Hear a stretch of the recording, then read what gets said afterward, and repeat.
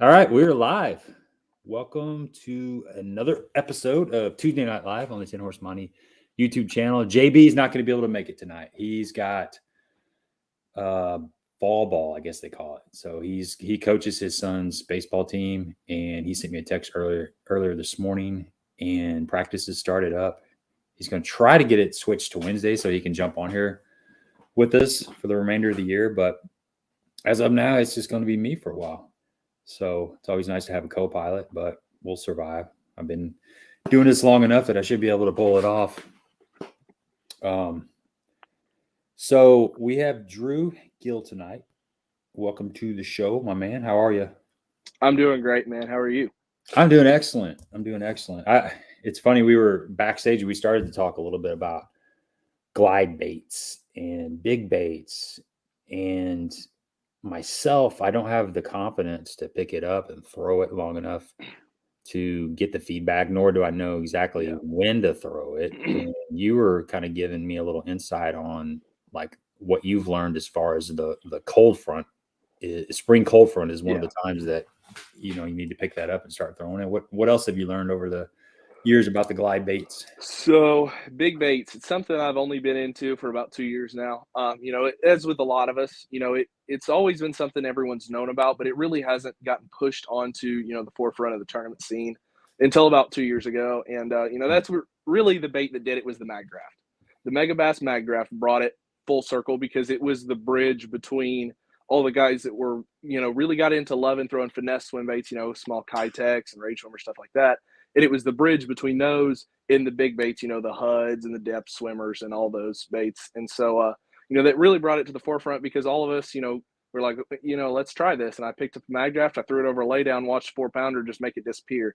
And that's the kind of stuff that gets everybody into throwing it. But with the big baits, it's something that, I implement whenever I feel like there's a situation for it. One of the more prime situations, in my opinion, the most prime situation for big bait throwing is when you can get a cold front anytime, in the spring, not necessarily in the winter, but when you can get a cold front in the spring as they're moving towards pulling up the spawn, a lot of those fish will start to suspend in place. Basically, everywhere that you're catching them, going down your favorite riprap stretches, whatever, they're going to suspend 10 or 15 feet off of that, and they're just going to wait. They're gonna stay near the shallower areas, but they're not gonna pull up right then. So like I'm talking water temps that are mid high 50s, 54 to like 58. Um, and that's a really big player for me. But the big baits play the most for me in practice. When you can apply big baits to forward facing sonar or big baits to clean water, if you can get in a fishery with some really clear water, you can draw follows with big baits that you can't draw with any other techniques because you get a level of engagement where that fish will get right on that bait for the length of time that that bait is in the water until it leaves the water. So they will ignore your boat, they'll ignore everything around them, and they will follow that bait on its tail all the way up to the boat, which is a really great way, if you've got forward facing sonar to find fish really fast, find a lot of big ones in practice. And if you're just fishing on a clean fishery, you don't have forward facing sonar, it's a great way to find them around shallow cover like docks, heavy wood, or when you have hard grass edges. If you can get some clean water, it's a great way to find big ones. Even if you're not necessarily catching them on it, it's a great way to find them. Yeah, for me, it's the times that I've thrown it a little bit recently, and I'm talking about the Chad shad specifically, Yeah. was kind of post spawn. So water temps are mid 70s, and the fish are kind of Mm-hmm. starting to pull out and school up, or just sit out off these deeper points and roam around these deeper Mm-hmm. flats. And you're seeing them on forward facing sonar, and that's been my experience, is kind of playing around with that. Of course, I've also in the spring, in the time Really? frame that you're talking about, I've Mm-hmm. thrown them just kind of covering water, and but you're right, it is interesting seeing those fish on forward facing sonar that are kind of, they ignore a lot of different stuff, and you throw something really big and it seems to draw them in. Not that you're going to get bites, Mm-hmm. but they're Yeah. looking at it, and they're interested in it. Yeah, and you can really get them to engage with it. Oh, another time of year where it's played really big for me is in the fall. Whenever it gets really, really tough, early fall, talking about like September, really the month of September specifically, early October, September, when you start getting around that, turnaround time frame, early bait push in the fall, there's times where it gets really hard to get a bite. And those big baits, if you, rig your trailer hooks or rig your hooks right on your big baits, you can get a lot of curiosity bites. And a lot of those fish oftentimes aren't hooked well, but you can get some big fish to bite just out of pure curiosity because, they don't have hands. They can't pick it up and inspect it. The only way they can inspect anything is with their mouth. And with small things, they can inspect it by looking around it. But a lot of those bigger baits, they can only inspect it with their mouth because those baits are of such a large profile that it's not like a bass is going to take its time to swim out in front of it and look at it from the front and back up again. It's just going to come up and mouth it. You see those videos. Tactical Bassin has done a lot of videos that really bring that to light, where they'll video big fish reacting to big baits, and you'll see them come up and mouth those big baits and not get the hooks, but they'll come up and soft mouth it. And if you have really sticky hooks, a lot of times in the fall, you can catch some extra big ones here and there on curiosity bites.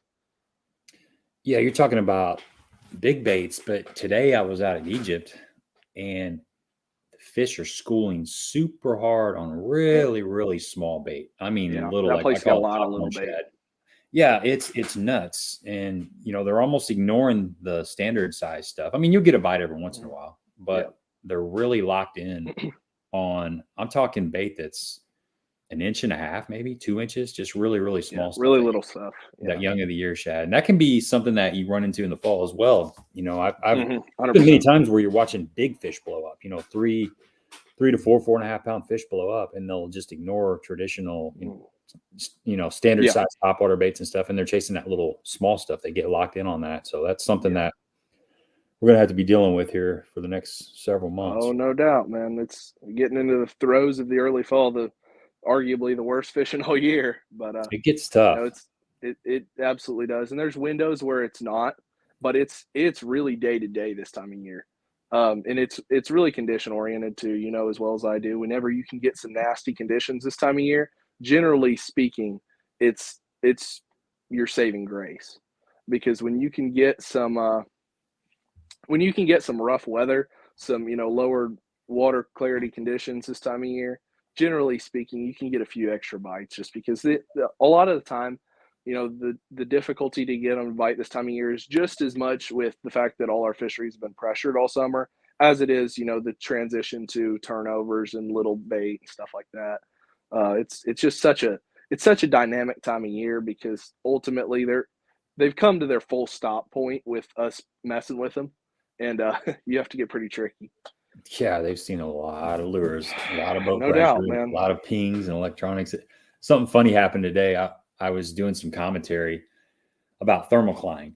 There's a heavy thermocline right now on most of these lakes, and it's a question that I get from now and then. And I just noticed it as I was idling around. I was looking for some offshore fish, and boom, it's there. It's really hard. So after I got a video together, I caught a decent amount of fish on a jig today. The jig bite was actually pretty good over there. And I pulled up on the bank. It was time to get in the shade and eat something about noon. And I'm sitting there. I just kind of nose my boat up into the reeds there. And I'm sitting in a little shady spot with my back to the bank. And I've got my handheld and I'm doing some commentary about thermocline. And all of a sudden I hear something splash in the weeds behind me. And I thought it was just a fish that blew up. I thought there was a bass up there shallow. It was about a foot of water. I didn't think a whole lot about it, but I wanted to turn around just in case. So I turn around and there's a hawk in the water. As soon as I turn around, he comes up out of the water and lands on the bank, literally 10 feet from me. I got it on video. And then he's got something in his talons and he's kind of pecking at it, ripping at it. And then I kind of lean in, and he flies away and flies up in the tree, but he was carrying something small. And it had to be a bluegill or a shad that was up there really, really shallow. Yeah. But it kind of freaked me out. I turned around expecting to see, a bass or a bluegill or something up there. And there's just, this massive bird literally 10 feet from me in the water. I'm like, holy cow.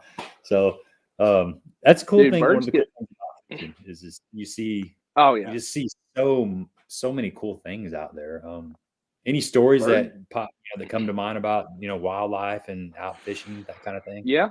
There's a lot of times, especially when you get into some of the more like hilly, mountainy reservoirs, like Cumberland and Dale Hollow, and then, down into Georgia, into some of those northern Georgia and western South Carolina lakes where you got a lot of hills around. I mean, routinely you'll see deer swimming across lakes. People will.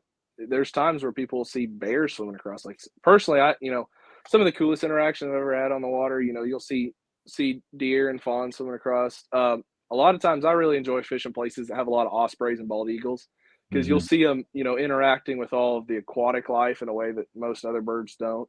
And ducks are very bold creatures on especially public fisheries. I'll have them get on my boat, like fly and swim and follow the boat, and eventually get on the back deck just because they're so hungry for a snack because they're so used to all the party boaters and recreational anglers feeding them. That I mean, ducks on places with a lot of fishing pressure get so conditioned to people that they'll land on you before they'll let you get away without giving them a snag. It's kind of scary too. I mean, that's a big animal. It's getting really close to you, and I don't know. It's just not something personally that I want in my boat. I have nothing against ducks. I think they're cute, especially ones that just begging for bread. But they can stay in the water and swim as far as I'm concerned. Are you somebody that changes your hooks out on a lot of your hard baits? Jay Beffa says, has anybody any experience with the decoy hooks? He says he sees a lot of pros changing the stock hooks with the decoy brand. Decoy brand. I don't. Is he talking about the? I think is decoy an owner line, or is it Ryugi? Who makes it? I think decoy's a line of a bigger company, but I have thrown some of those. I mean, I change hooks often, not always. Generally speaking, I'm just going to test my hooks.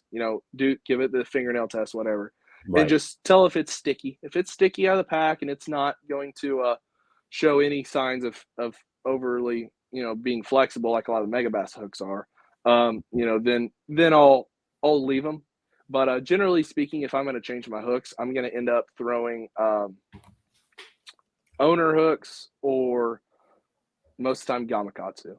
Those are the two that, as far as hook brands go that I've had the best experience with. I've got a select few hooks that are made by Ryugi, BKK. A lot of those brands do a really good job. I mean, generally speaking, with hook companies, granted, I don't know, are there any truly domestic terminal companies anymore? Like most of these companies we talk about, I think owners in Sweden, Mustad, I feel like is in Finland. And then you got a bunch of Japanese companies. I don't know. Do we have any domestic hook companies anymore? I don't think so. I'm not 100% sure. Eagle Claw. That's about it. Yeah. Like Trocar. Yeah. It's few and far between for sure. Yeah. I'm kind of the same way. I do the thumbnail test, and if a hook's, these hooks nowadays they're pretty good. They're pretty solid. I mean, a lot of these companies. If you're really cranking a lot, like a square bill or something around rocks, probably every hour or so, you need to probably check those hooks to make sure. Oh yeah, absolutely. Yeah, but I was just going to address this comment. He said he thought it was headed towards a Bigfoot sighting. Yeah, just want to make an announcement. We will be doing a giveaway here before too long, and we're going to do a Cumberland Pro Lures giveaway. They make a bunch of really good jigs. I know a lot of people that are on here that have been regulars are aware of some of their products because we've done some giveaways over the years.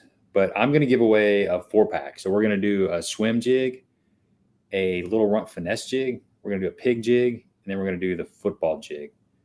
So it's going to have you covered top to bottom. I've been catching some fish lately on that little runt finesse football jig. We'll show all these off in a little bit when we get closer to that giveaway, but keep your eyes peeled. People that are new on here, the way the giveaway works is I'm going to make a reference to a Sasquatch sometime during the live stream. When you hear that word, guess a number between 1 and 200. Drew has given me a number. I've got it written down right here, and whoever guesses that number is going to win that prize package. So keep your ears peeled for that.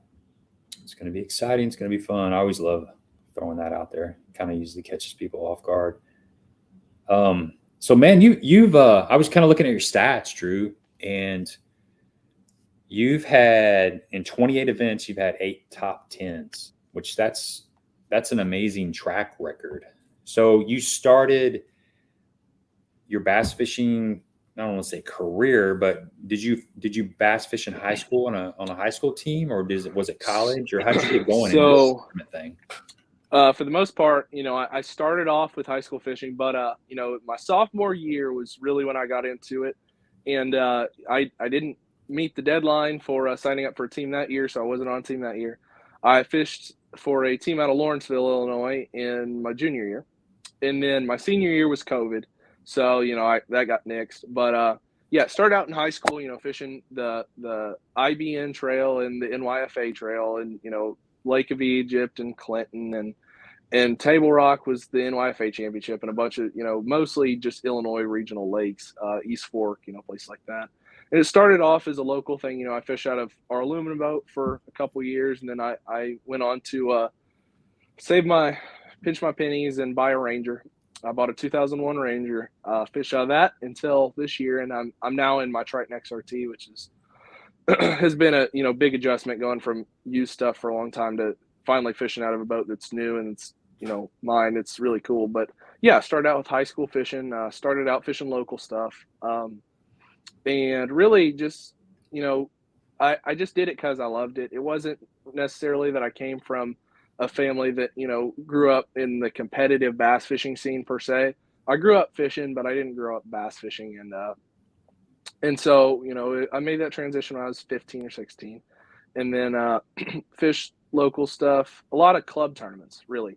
Your local, get in the boat with an older guy and go fishing for a day tournaments, and kind of hone my finesse fishing skills around the house, because our local fisheries, most of the time with those places that I named, a lot of people are going to win at power fishing, whatever, but it's really easy to go behind people and catch them finesse fishing. I picked up a drop shot one day, and it just took off from there. That's really where I kind of hit my stride, was with spinning rod in my hand. And, it transitioned from there. I went into college fishing, started off with Wabash Valley College, which is a 2-year community college in Southern Illinois. Went there for 2 years. And I was like, this is going to be a really cool experience. I'll get to fish a lot of cool fisheries and, get some experience fishing against a little bit better competition. But ultimately, I wasn't planning on doing anything with it at that time. And then about a semester in, I realized I was pretty good at it. Had a couple good events, and I was like, I really want to pursue this, and went headfirst into it. Fished a lot of events my first year, fished like 20 some events on, very major national fisheries, Guntersville, Chickamauga, Table Rock, Lake Hartwell, fished some in Florida, all over the place on the college's dollar, which is great.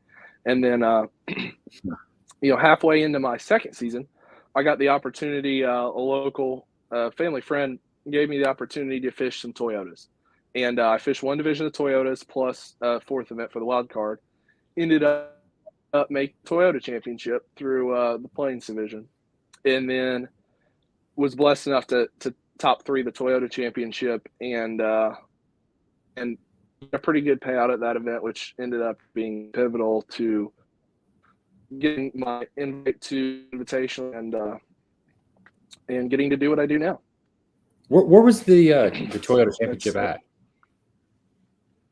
That was at Guntersville last fall in November. So, okay, yeah, that was the event that was really like the turning point in my fishing progression, because it both gave me the financial backing and the what I'll say airtime to really try and make a push at the beginning of the season in the Invitationals. So you jump. This is your first year on the Invitationals. Yes, sir. You were something I want to talk about, and we can go into this however deep we want to. But you finished 9th. They take 8 to the BPT. Mm-hmm. Yep. You were right there. Okay, so yeah, I was. I was looking at that. I was looking at the rules. I got on Major League Fishing a couple of days ago, and I was kind of researching the qualification coming from the invitation, or just qualifications for the BPT in general. And they take I can't remember the number. It was like in the 60s or 70s from the AOY on the actual BPT roster. And then in the Invitationals, they take 8. Well, you're number 9. Yep. The thing that kind of bothered me about that was Michael Neal was in the top 8, and he qualified through the AOY with a BPT already. Oh yeah. He But was what top they 10 in do a lot. instead of giving, and I'm preaching to the choir here, I understand, Yeah, but dude, I'm absolutely. just spitting out here for everybody. So instead of rolling that next spot up and accepting number 9, which is you, to the BPT, they give it to the people that are currently fishing the BPT. Another one of those guys gets in, which I can understand possibly if nobody in that top 8 is already qualified through the BPT. Yeah. But when one of those persons is already qualified through another way, to me, it seems like it should roll up to the next person. What's your thoughts on that? So, I mean, that's something obviously I've had a lot of conversations with a lot of people about since lacrosse. And, talking about that, I understand the perspective for sure. They're trying to essentially defend those anglers that have gotten to that point and are, at the pinnacle of our sport, which I understand. But ultimately, in my opinion, if you find yourself on the chopping block and your lifetime, so there's lifetime points in place to where if somebody has a less than average season, they can save themselves because their lifetime average is high enough to keep them in it. But if you find yourself on the chopping block in the points and your career, because all those guys that are over there that are up for re-election this year, all those guys that are over there have been over there since the inception. So for 5 years, so they got 5 years worth of statistics to draw from, right? So if they find themselves on the chopping block below that cut line and their lifetime doesn't save them, their lifetime average is still within, that bottom 8. Ultimately, I don't think Michael Neal having a good year should save them. But I do understand the perspective. And, so many of those guys have done so much for our sport and are true legends for sure. So I understand, wanting to keep those guys around, and they're good for the press, and, that they're good just because, lots of those guys, people still enjoy really watching fish. But ultimately, in my opinion, if you find yourself on the chopping block, both through that season and through your lifetime, and you end up being one of those 8 that's slated to go, Michael Neal being really good right now shouldn't save you, in my opinion.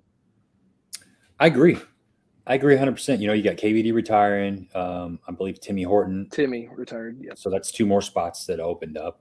That's 2 get out of jail free cards for those guys. I was shocked. We've had Matt Steffen on here before, and we were talking about that. And he was actually at the Lake of the Ozarks tournament when I ran into you down there. I talked to Matt, and on his way home driving to Minnesota, we had about an hour discussion, just trying to keep him awake. And we talked about that. And I asked him, I'm like, what is the qualifications? You got to finish how high in the Invitationals to qualify for the BPT? And he told me the top 8.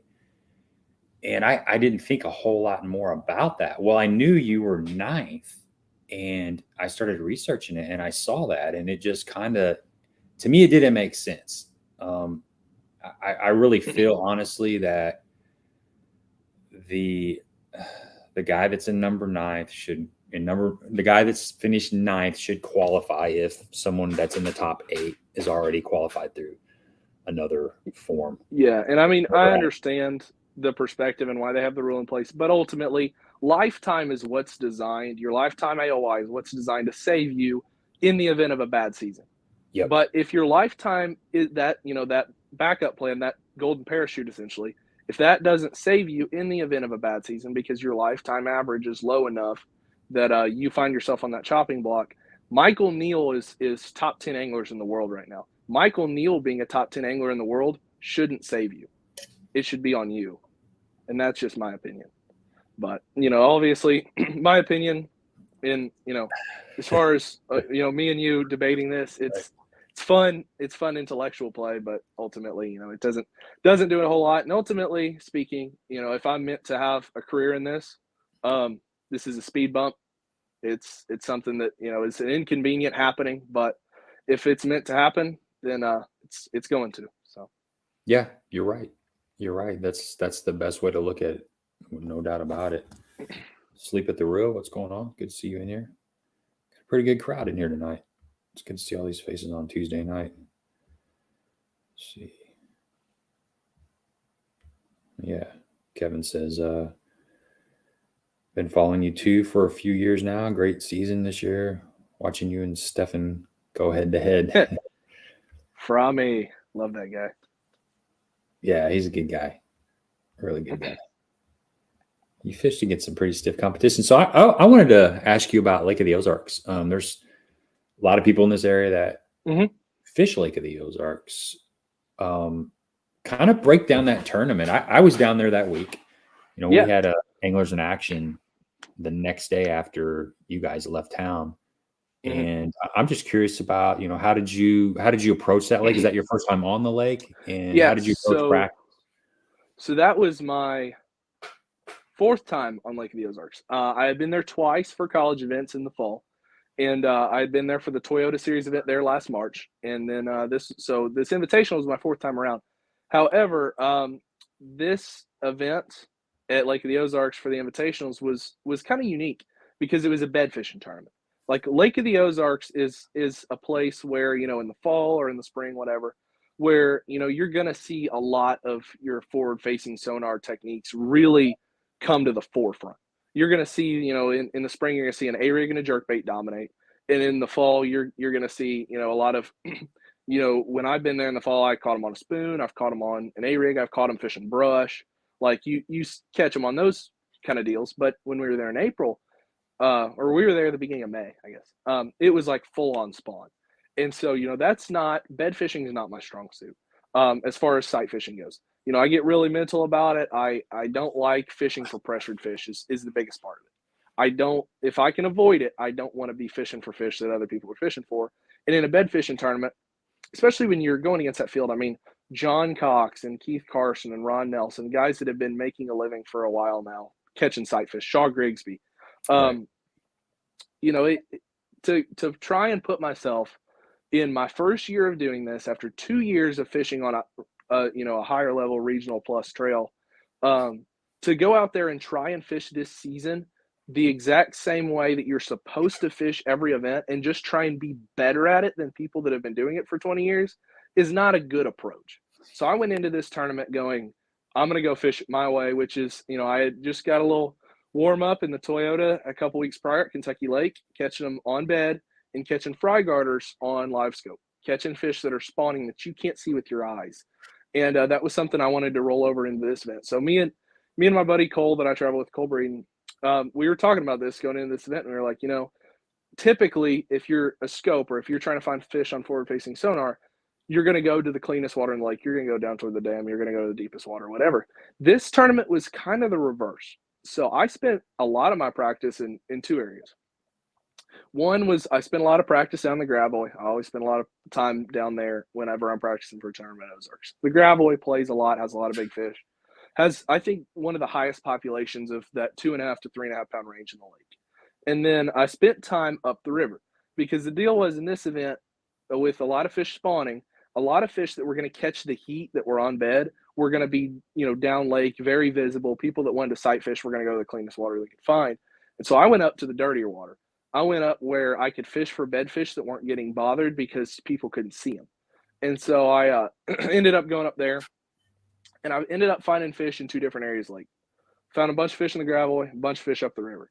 And I went into this event saying, okay, I'm gonna two opposite ways. Two completely opposite ways. And so day one, I'm like, whatever the wind lays out for, I'm gonna go to the area of the lake that I'm gonna be most effective fishing in the wind. And so day one, we had a fairly stiff north wind. And so I was like, all right, I'm going to go up the river because the Gravois, lays north-south. A lot of it blows that way. And I had a lot of stuff that was on the main body of the Gravois. And so I was like, I'm going to go up the river. Played it well. Day one, went up. I had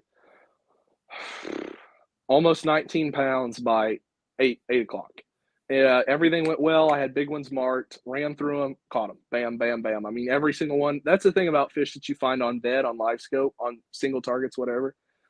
You can catch every single one of them. And I'm talking, when I say you can catch every single one of them, you can throw and get them to bite until you stick them. And if you stick them good, you're going to put them in the boat. And like every fish that I found that was a big one this week, that given week, other than two of them, I found 14 to 17 over 3 pounds that week.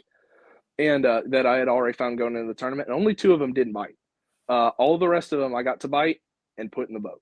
And so day one, everything went according to plan. Went up the river, caught all my bedfish up there, had almost 19, then ended up making probably a kind of poor decision to catch one that was just slightly a coal, and ended up catching like a 3 3/4 instead of a 3.5, and culling the 3.5. And then, so I had 19 change first day. Very good day, solid day.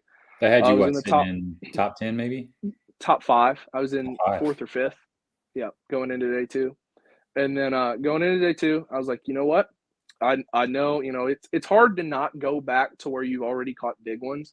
It's really easy to revert to that. But in that kind of tournament, you got to recognize that even though I already caught big ones in this area, I've caught what's there.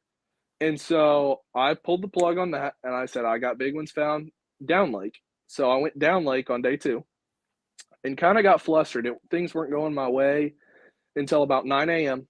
I'd caught a couple decent ones, a couple low threes, but in that tournament, in the position that I was in, I wasn't just there to catch 14 or 15 pounds. I was trying to catch, 17 plus again.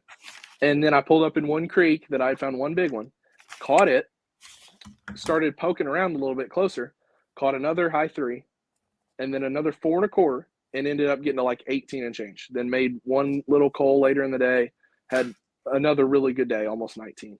And then the last day of that event, I had a little bit left over up the river, a little bit left over in the gravel. And so, I was like, what do I do about this? Am I gonna go to just one, just the other, and camp out, or am I gonna try and run both? And I was like, I'm more confident that I've got a couple big ones found upriver that are left over, but I was like, I don't know if I'm even gonna catch 5 if I go up the river. And so I was like, okay, I found one pocket late in the day on day 2. This was a big part of my saving day 3 in that tournament with what ended up happening. Is on day 2 in the afternoon, cameraman leaves, whatever, they're going to wrap up, get weighing started. I was a late boat number, so I went out and practiced for a couple hours before I had to check in. And if I saw anything overly big, because I'm seeing these fish on scope, if I saw anything overly big, I was going to hook it, right? Because this tournament, no guarantees that you're going to get the bite again, but anything that was around the size of my smallest fish, I was going to shake off. And I went, and on day 2, my smallest fish was a 3.5. So I went, shook off 4 or 5 that I knew were right around that size. On the end of the day on day 2, came back on day 3 and caught those fish, every single one of them. Bam, bam, bam. I caught 3.7, a 3.1, and then like a 2.14 and a couple 2.5s, and had like 14 and change, mid-high 14s in the first 20 minutes of the day, of all bed fish and fry garters. And so I turned around. I had spent all there was to spend up in the gravel. I'd fished for all my fish. I had fished the top of that creek to the mouth and had scoped all of it. I knew where they all were, and I knew I had run out of fish. So I picked up and went to make a long run up the river. And when I got just below the bluff wall bridge, you know what I'm talking about, where the lake bends back south before you get to where the glaze hits the lake. Yeah, right. That bridge there broke down. Whole bridge. Yep.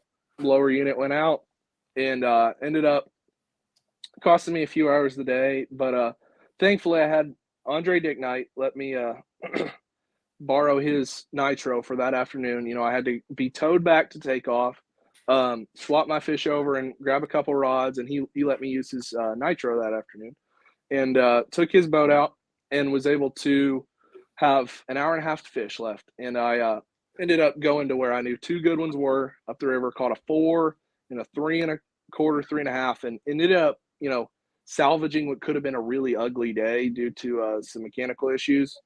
Ended up salvaging it to have 16 and change, and finish, tied Marshall Robinson for 3rd in that tournament. But that was a really unique event in terms of practice perspective and things. I only hooked 1 fish all of practice. And, it was really, it's kind of like a Twilight Zone version of bed fishing per se, because it's very standard to what you'd expect from a bed fishing practice.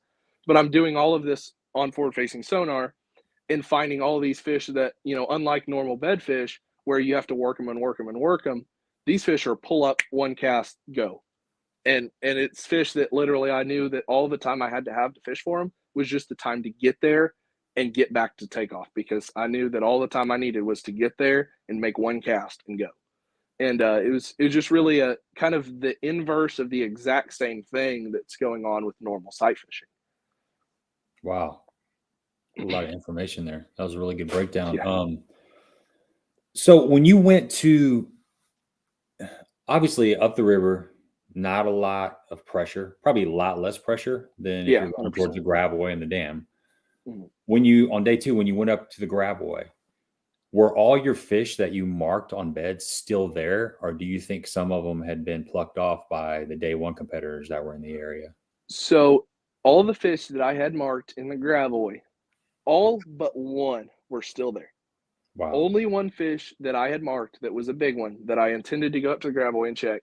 And this is just the absolute power of finding fish that aren't getting messed with in a tournament where, there's every tournament where there's an overarching deal where like everybody's like, yeah, this is what's going down. There's always going to be something that gets overlooked. And that thing that gets overlooked, you're going to almost always have to yourself entirely. So, that's a little tidbit. If you're ever in a tournament situation where there's an overarching deal, like something that's way better than everything else, maybe look for something different. Because if you find something different, if you do, chances are it's going to be entirely to yourself. You're going to be able to run the lake and it's going to be like there's no other boats out there. So I had one found that was gone, and it was right next to another one. It was about 10, 15 feet away. And these were both big ones. Pulled up fish for this first one, and it's just gone. Nothing there. And I pull up fish for the second one. And these fish, when I pulled up in practice with a screw lock, pitch, or not with a screw lock, this was actually with a jig that had the hook cut off it. Pitch up there, thunk, let it swim, shook it off. Second one, pitch up there, thunk, let it swim, shook it off. I mean, really, like both of them would come up to catch my bait. My jig didn't even get to the bottom. They both came up and caught it. And come back in the tournament, and the second one that was still there was not acting right at all. It was really finicky. It was, swimming around a lot. And this fish is like 5 or 6 feet deep. You can't see with your eyes. So it's not a sight fish, but really finicky. It wanted to be on that spot, but every time I pitched the bait in there, it'd show a little bit of interest and leave. And that's not how it was acting in practice. So I presume that the other one didn't just leave, that it got caught. But that was the only one that I had marked that was not there when I got there in the tournament. So. Okay. D has a question. He says, yeah. Drew, do you plan to fish the Toyota on Lake of the Ozarks? Oh, that's Tommy's dad, if I'm not mistaken. Yeah, I'll be there. So that tournament, I am 1 point behind Brad Jelinek for the lead in the Plains AOI. So I'm really looking forward to that tournament, because ultimately between Brad and me, and then my buddy Cole is like 5 points behind me.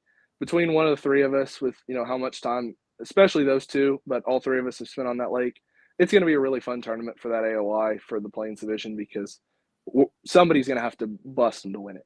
I wouldn't be surprised if one of us top 10'd it and didn't end up winning it, because I'm expecting Brad and Cole to catch them really well in that one. So I'm looking forward to that tournament. Yeah, that's their home pond pretty much. Yeah, no doubt.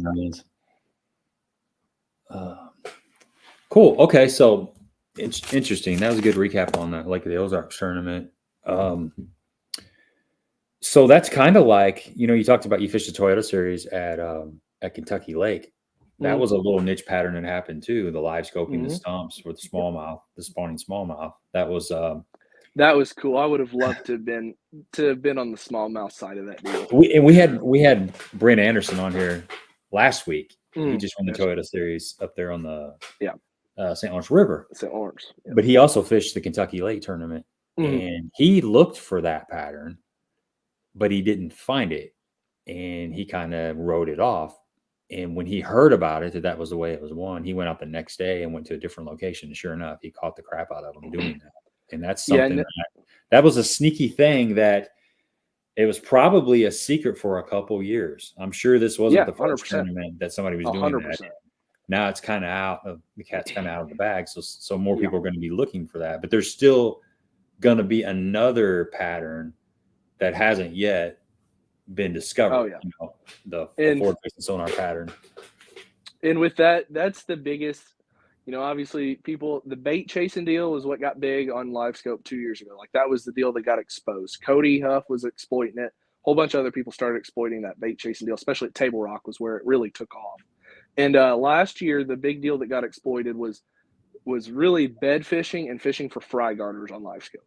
Like across the board throughout the season, that was the deal that most people were like, aha moment situation with live scope.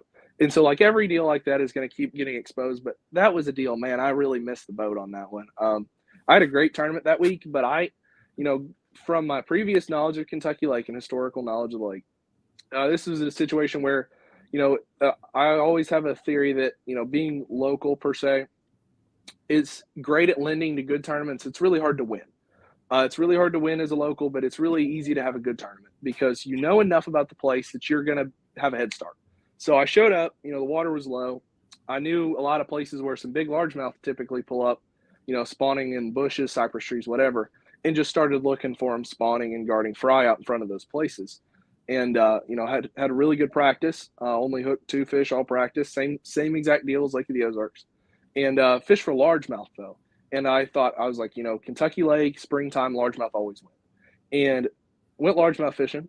Ended up catching 11 of the 15 fish I weighed were largemouth. I had 4 smallmouth that I caught largemouth fishing, and they just happened to be smallmouth. But totally missed the boat on that spawning smallmouth deal. I mean, Jake and Adam, I ended up finishing 3rd in that tournament, but they blew me away because they both had 18 3/4 plus every day of the tournament as far as average goes, and I averaged like 17 a day, so throughout the tournament, I mean, they were 5 pounds ahead of me by the end of the event because they were just catching them so consistently and they could really manage their fish well. I was having to catch 1 or 2 4.5 plus pound largemouth a day to even try and keep up with the number of high 3 smallmouth they were catching.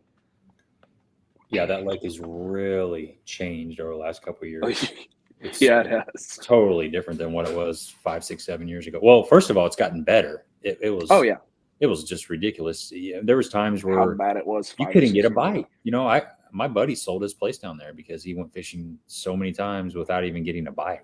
Yeah, and 4 or 5 years ago, it got to the point, it went through spells where it was really good, got to the point where you darn near couldn't get a bite, and then 4 or 5 years ago, like you could go out there with a Ned rig or a drop shot and catch like 50 or 60 a day, and maybe catch like 2 or 3 keepers. Right. And then it got to the point, where we had a lot of 14 to 16 inches. Now there's more 15 to 17 inch bass in the lake than, I never got to fish at the heyday, but there's more 15 to 17 inches in the lake now than I've ever seen. Yeah, it's very healthy. I mean, the keeper day.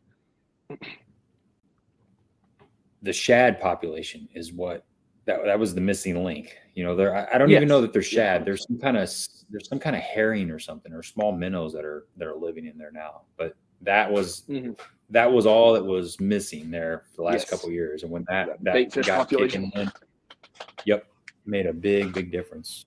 And they put it in those Asian carp too. They're still in there. They're always going to be in there.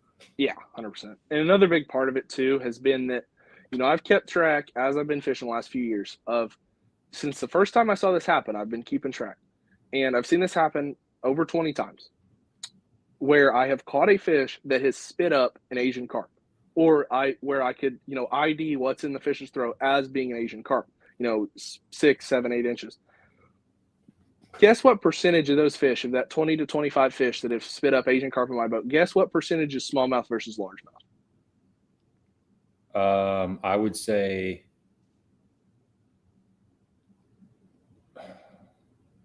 4 to 1 smallmouth. 100%. Every fish that has spit up a carp in my boat has been a smallmouth. Okay. And I think that's a big reason that the smallmouth have adapted to it and the largemouth haven't very well, because the largemouth fishing now is as bad as I've ever seen it.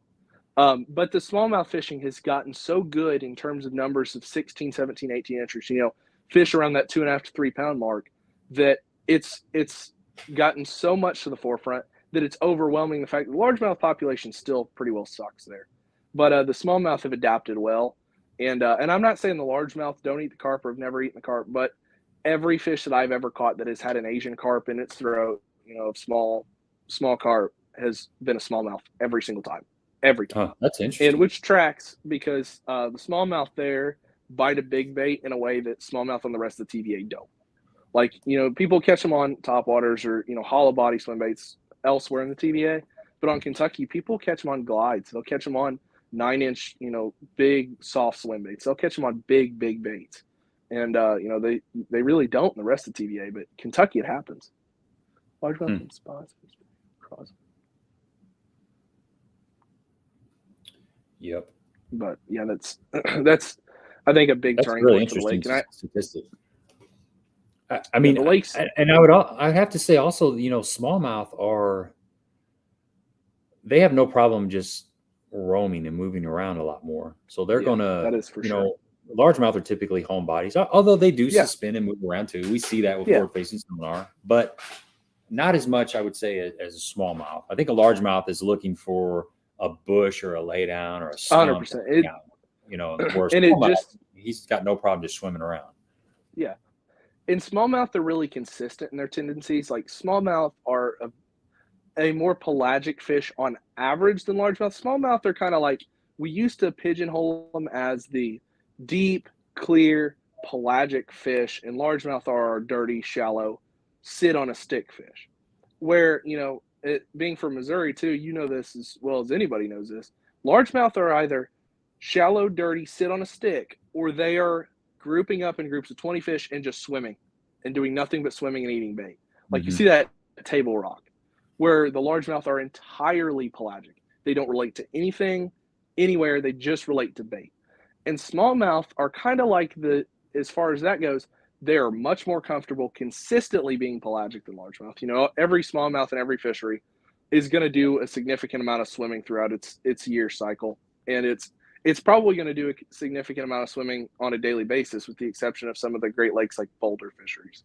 But smallmouth, we understand largemouth in a way I don't think we quite understand smallmouth. But yeah, I definitely agree with you that smallmouth, they're much more comfortable with just up and swimming. Like largemouth, you've either got a fishery where they're very stationary or a fishery where they're very pelagic. They're not both. They're one or the other. And Yeah, smallmouth, they'll slide in yeah, and slide out, and slide in and slide out. it's You know, it's a they kind of got a little process. home range. Yeah, it's a process. With smallmouth, they can just decide in an instant they're gone. They're just gonna go off swimming, and that's what they're gonna do. And I think that's a big part of why they've done well with Asian carp. It's because the carp will come in and filter feed out an entire swath of water. And the bass can live around the carp. They just don't choose to a lot of times, because most of what they feed on will not live around the carp. It's not willing to, because ultimately the carp are feeding on the same things that all those smaller bait fish and other such organisms are feeding on. And so ultimately, whenever the carp come through and push everything out, smallmouth are way more likely to go off swimming, and largemouth are just going to sit there and starve, Mm-hmm. which is something I just hate about largemouth. Is they're just totally fine with sitting there and being miserable, whereas smallmouth they will make an adjustment. Right. Yeah, they'll work a little harder to find Oh, some that's food. awesome. Darius is out there on Kentucky Lake several times a week. That's awesome. That's good to hear. It's really good news. I've heard there's more bait in the lake this year than previously, and I've definitely seen that. But I've only been out there 3 or 4 times this year, so I can't speak for what it's doing right now. If we could get some grass in that lake, it would be unbelievable. That's the missing link. It would make a full recovery. Yeah, Yeah, and I that's why Guntersville will, in my opinion, Guntersville can never take the Asian carp the way Kentucky did, because it can produce all the microorganisms that those bait fish need to live on at a rate that can rival the rate at which carp filter feed that out. And Kentucky Lake ultimately has been kind of a wasteland for a long time, and the carp just took advantage of it. And the carp are in Pickwick pretty heavy now, but they're in almost every TVA lake. I've seen them dead at Chickamauga. I've seen them on my graphs at Guntersville, but they're pretty thick in Pickwick now, and it's gonna be interesting to see what happens with that lake. It's not as good as it once was, but I don't know how much of that's carp and how much of that's pressure. It'd be great if we could isolate it and figure out how much damage the carp themselves truly do, and how much damage we do to the TVA as anglers. Yeah, you nailed it. I mean, you can decimate any fishery by overfishing tournaments and fish care. This time of the year, especially, we've got Oh some yeah, pretty absolutely. deep discussions on fish care in the last few streams, and it's so important to take care of your fish right now. That's a resource that can be decimated in a couple years. If you a place like Kentucky Lake or any big lake that's got a tournament or 4, 5, 6, 7 tournaments every day of the week on different ends of the lake, and through a whole season or 2 seasons, it can just really knock out the fish population. It can put a hurting on them. Yeah, that's what's happened with Chickamauga. Chickamauga's gotten that way. I mean, the weights are way down from what they used to be because there's a tournament on Chickamauga out of every boat ramp every day. Pickwick's kind of Pickwick's the same way. taking it too. Yeah. They So are the heartland of bass fishing. Yeah. What would you call your home lake? Or what are some of the lakes you fish on a regular basis? So as far as what I would call my home lake per se, Kentucky Lake is my closest major fishery. It's about little over 2 hours from the house. The fisheries that I fish most often, I fish East Fork, I fish Newton. I don't know if you've ever been to either of those, but those are the two that I fish the most.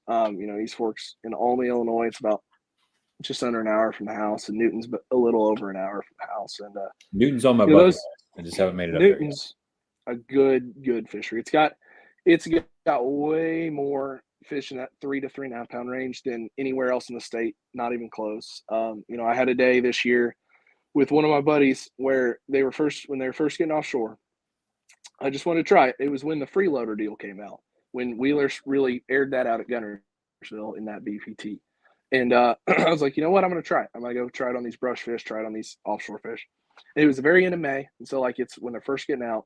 And I caught 114 bass, had 42 over 3 pounds, and had 29 8 in my best 5. It was unbelievable. And the thing is, there's recorded weights there over the last decade, whatever, even before in the late 2006 to 2012, somewhere in there, when they were producing a lot of power in the winter, where there were many times, at least a few times a winter where somebody would catch over 30 and 5. And I mean, it wasn't commonplace, but it happened. And it's still got the fish in there to do that. I've only ever done it once, but it's a pretty special lake. And then East Fork Lake and Olney, and of all the places I fished in the state, I've fished Egypt, Clinton. Unfortunately, I fished Wren and Carlisle, Governor's Bond, Vandalia, a lot of different places. The Ohio River, obviously, this place sucks. But East Fork, in my opinion, is second best. I've fished a lot of tournaments out there this summer. And, normally didn't used to fish a lot of local tournaments there, but recently got into it. My or my buddy that I fish with at Wabash, he's going to Murray State now. And so our only chance to fish tournaments with one another is local tournaments. So we picked up fishing tournaments at East Fork this summer, and have had a lot of fun. It's a good place to catch consistently, even throughout the dog days of the summer. High teens is going to win every tournament there. And you're going to see a lot of 13 to 15 pound bags. And it's hard to name another lake in the state of Illinois, especially in the southern half, where 13 to 15 pounds in June, July, and August is commonplace. And, that's a place where people catch a lot of consistently good bags. I had an exceptional day a couple weeks ago where it was just, everything went according to plan in a local tournament, caught 20.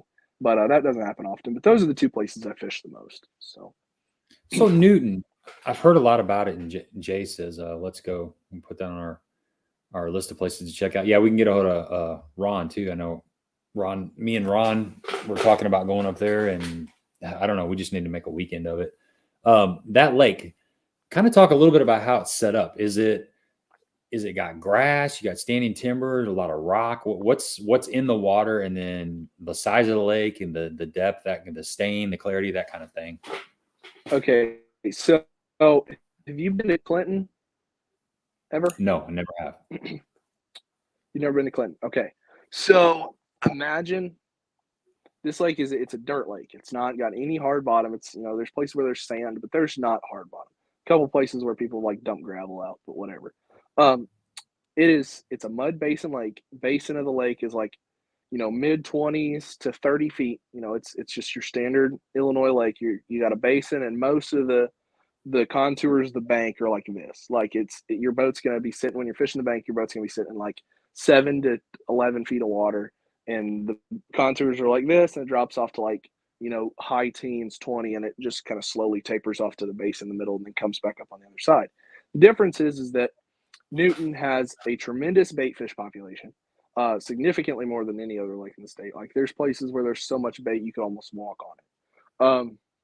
Tremendous bait fish population. Water visibility, not that great. It's foot and a half most of the time. It's got a lot of bank grass, which I think attributes to really good spawns, because when the water gets, naturally gets up in the spring, it's not any sort of dam control as far as the lake goes. It's just natural spillway that's set at a certain height. So it's just rainwater fluctuations. And it's got a lot of bank grass, a lot of like bulrushes, buggy whips, whatever you want to call it. And then, as far as the offshore stuff goes, there's a few, sections where there'll just be a long flat that'll be 8 to 12 feet out in the middle of the lake, and it'll drop off to the basin, but it'll be a long flat for a ways, and there's tons of brush in the lake. So in the summertime, it's a brush fishery. In the spring and the fall, it's, a lot of people catch them flipping grass, throwing a frog. And then in the wintertime, people catch them really good on a rig and a jerk bait. Okay, that makes sense. So is it just shoreline grass, or is there actually It's just shoreline grass. So there used to be milfoil, coontail. There used to be milfoil and coontail, and there's an unbelievable population of common carp and buffalo in that lake. And they have filter feeded the fire out of it. And, as far as, or not filter feeded, but they've ate all of the vegetative growth in the lake whatsoever, other than the emergent shoreline vegetation. So that it used to have a bunch of good milfoil and coontail, doesn't anymore. But do you make a switch? Water arm in summer? Yeah, absolutely. Okay. The arm gets to like high 90s in the summer. It's unbelievable. Is that East Fork Jeff Lee? Or is that different? That's like Baldwin. You ever fished Baldwin Lake? Haven't. Is that in Missouri or Illinois? It's in Illinois. It's kind of up by, it's north of Pinckneyville. It's up near there's another strip. There's a strip pit up there, that Peabody River King's right in that area. Gotcha. I've never fished there, no. Anyway, it's a hot water lake. I fished it one time, and I got up there to the discharge, and the water temperature was 101 degrees. Yeah. And that's the first time I saw my graph. Normally, the graph measures in tenths. So the water temperature will be 96.5, 96.7, 96.8. But once it gets to 100, it no longer does tenths. It just goes 100, 101, 102. I never registered water that hot until that day. Yeah. Yeah. It gets really hot on the hot side. There's a couple places that are still good, even when the water's hot on the hot side, but they're pretty shallow and they're kind of hard to find. So I stick to the cold water arm, and so the lake's shaped like a horseshoe. Like it goes like this, and then it goes like this, and then it's back like that. So it's really very similar looking to a horseshoe on the map, and the dam's at the bottom of it. So there's truly a cold water arm and a true hot water arm. And so like all the hot water flows out of this side straight out the dam, and all the cold water flows in here and hits the hot water right in front of the dam. So the hot water arm has no effect whatsoever on the water temperature of the cold water arm, for the most part. I mean, there's times where they're pumping enough water where it can, delay the thaw or delay the freeze per se on the cold side. But cold side is even still probably the best side of the lake to be on in the winter, when it's not frozen and when it's the afternoon, because up until like 1 o'clock, the duck hunters have the cold side, and the anglers have the hot side. So in the winter time, you can't even fish the cold side until the afternoons. But the cold side's probably the best side I like to be on in general. Okay. Phil says, did you ever fish Jacksonville Lake in Illinois? No, I've never fished Jacksonville. I know some people that have, but I've never been there. No. Okay.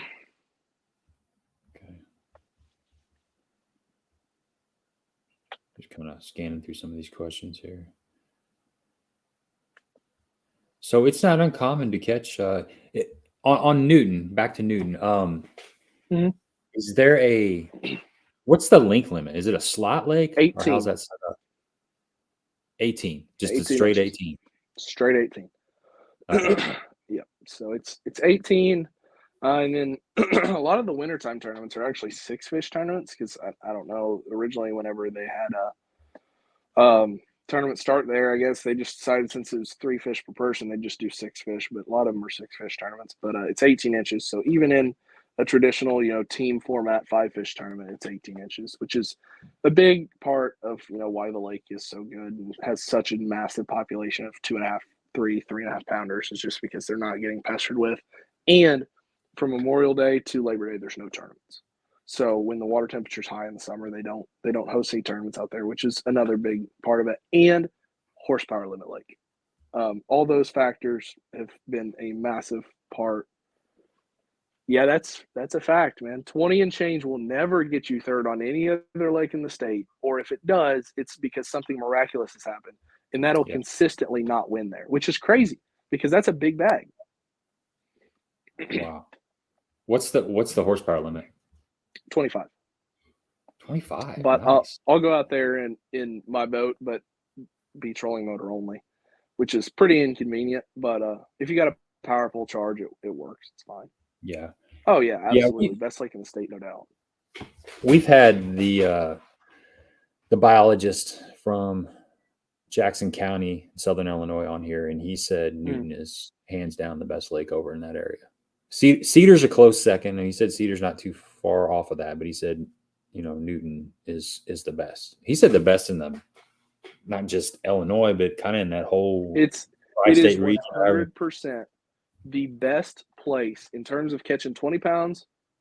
It is the best fishery in I don't care, Wisconsin, Missouri, Illinois, Indiana, Western Kentucky, Western Tennessee. It does not matter. It is the best fishery of all of that area. That's not a Great Lake for catching 20 pounds. Period. What's the pressure like there? Is it just? It's significant. Bumper to bumper. It's not bumper to bumper, but it just depends. If it's a weekend, it's going to have routinely 40 to 60 boats on it. In the wintertime, it'll have routinely 70, 80, 90 boats on it. But I don't know the acreage of the lake exactly. So to give you an idea, both arms, there's no like major offshoot creeks that go any sort of distance on either arm, but both arms are about 3.5 miles long. So when it's the wintertime and you only have the hot water arm, it's 3.5 miles long for 80 boats. It gets tight. It gets tight. But it still produces good weights. I mean, it's a great fishery, and it's got more 4-pounders than any other lake in this state. Brad says 1750. Yeah, that's about right. So about the size of Cedar. It's good enough size to handle that amount of pressure whenever you got the hot and the cold arm, but when you don't have both, it gets pretty tight. There's been high school tournaments out there with over 100 boats, and those get tight, really tight. And but yeah, it's busy. If you're there during the week, though, it's not bad. Most of the days there will be 15 to 20 boats out there during the week. So it's as far as that goes, it's pretty manageable. And if you pick, the terrible weather days to go in the winter, I mean, you can get the lake to yourself, but it's just about what you're willing to deal with. That's when Jay and I like to fish. We like to fish when it's 37 degrees and it's raining. It's absolutely miserable, and the wind's blowing too. I've had some fun days in that sort of weather, but it's rarely ever on anything but an Alabama rig. And I have had some really, really miserable days in that weather because that weather, either you get a place to yourself and it's good, or it's absolutely horrendous. And there's no in between. Mm-hmm. It's generally water clarity. Water clarity is the biggest dependent factor in the wintertime of whether you can consistently catch them really well or not. Another question. Of all the lakes that you fished out there in the last couple of years, have any of them reminded you of the lakes that you fish in Southern Illinois, or not just Southern Illinois, but Illinois in general? Is there anything where you found yourself on a lake and you're like, I can draw from the history I had on Newton or some of these other lakes that you fished? Or as far as that goes, Newton applies to just about every dirty water brush lake that I've gone to. So everywhere that's got off-colored water and brush fishes just like there. Because everywhere that's got off-colored water and brush fishes the same. It's about finding the depth zone of the water that they're, depending on how dirty it is, just finding that band in the water where it's deep enough that it's deep, but it's not too deep for them to see. And, as far as that goes, it's very similar to there. Really, the only similarity as far as, you know, the way that we fish around the house to other places, the only lake in Southern Illinois that applies to anywhere else I've been, Lake of Egypt and Lake of the Ozarks really aren't super duper different if you take away the bank grass in terms of the way the lake chooses to lay out on a map and the way that the shoreline sets up and the watercolor and stuff like that. It's just it's uh it's really um it's really similar to Lake of the Ozarks in terms of the way that it fishes a lot of times and the watercolor and the way the lake lays out. But that's the only real similar one. It's like the only time that I ever go to a lake and think about what I fish around the house and say, hey, that's similar is Lake of the Ozarks and Lake of Egypt. That's it. Okay. What about Patoka? You ever fish there? I have fished Patoka one time. Patoka is tricky from what I've heard. I haven't been there since I was 16 or 17, so I haven't been there a long time. But I don't even know if I was that old. I think I was 15 or 16 actually. But I don't know much about the lake. I know that a lot of times, especially this time of year, and from what I've heard, the weights have been better this year than normal there. But it's a brush fishery. It's a place where you're going to run a certain amount of brush in a certain depth zone, and you're going to pick through fish. And from what I've heard there, like a good day is like 16, 17, 18, somewhere 16 to 20 is a big day on that lake. But a lot of I've heard of a lot of consistent like mid-teens bags. I've heard Patoka's been better. I've also heard that the smallmouth are starting to play there occasionally, and I don't know as far as that goes. I don't know much about that, but I know Patoka's it's your standard off color brush lake, mid deep situation. So yeah, that's all I know about Patoka. That's just from people that I know or keeping up with tournaments that go around there, and just knowing how the lake lays out. That's kind of what I would expect from Patoka. But I don't quote me on any of that. Gotcha. Yeah, Frank was saying that Newton sounds like it's like Ohio, too small for that many boats. Yeah, I fished. Man, Lake Granted, of Egypt, his home lake his home lake's pretty big, isn't it? He's got a pretty big body of water there. A lot of yeah, I was gonna opportunity say. move. He could host like a 5,000 boat tournament and be just fine. Wouldn't matter. It'd just be a boat race to Peely, I guess. Right. I've been on Lake of Egypt where there was a ITT tournament going on and a USA Bassin tournament going on, and it was frustrating. It was just super frustrating. It's like you just want to leave because you get your first spot. If you do get your first spot, and then as soon as you leave and try to run around, there's somebody on every single thing that you everything else you want to fish. Yeah, all day long. And that's the most frustrating thing about springtime in this part of the country is springtime, for your stereotypical shallower fisheries like what we've got, springtime pre-spawn is always going to be the best time of year to catch big ones. But the issue is that when you have every single weekend, you have a bajillion boats out there fishing a tournament, it's never going to get good. That's the biggest issue is that every time spring rolls around here, everybody's sick of everything being frozen or almost frozen. They're all ready to fish, and the parking lots are full of everyone trying to hunt down. In the spring, what makes the spring so good is you catch big ones, but really, in the pre-spawn, rarely do you have like a 50 fish day in March. That's probably not going to happen. You'll catch 10 or 12, but they're going to be good ones. And, that we kind of shoot ourselves in the foot because we're all so eager to go fishing that we all go out on the same day on the weekend and put 110 boats on Lake of Egypt and beat our brains out fishing behind one another. Yeah, I don't know. It is what it is. That's just the way it is. Fishing's gotten so popular. That's fact, man.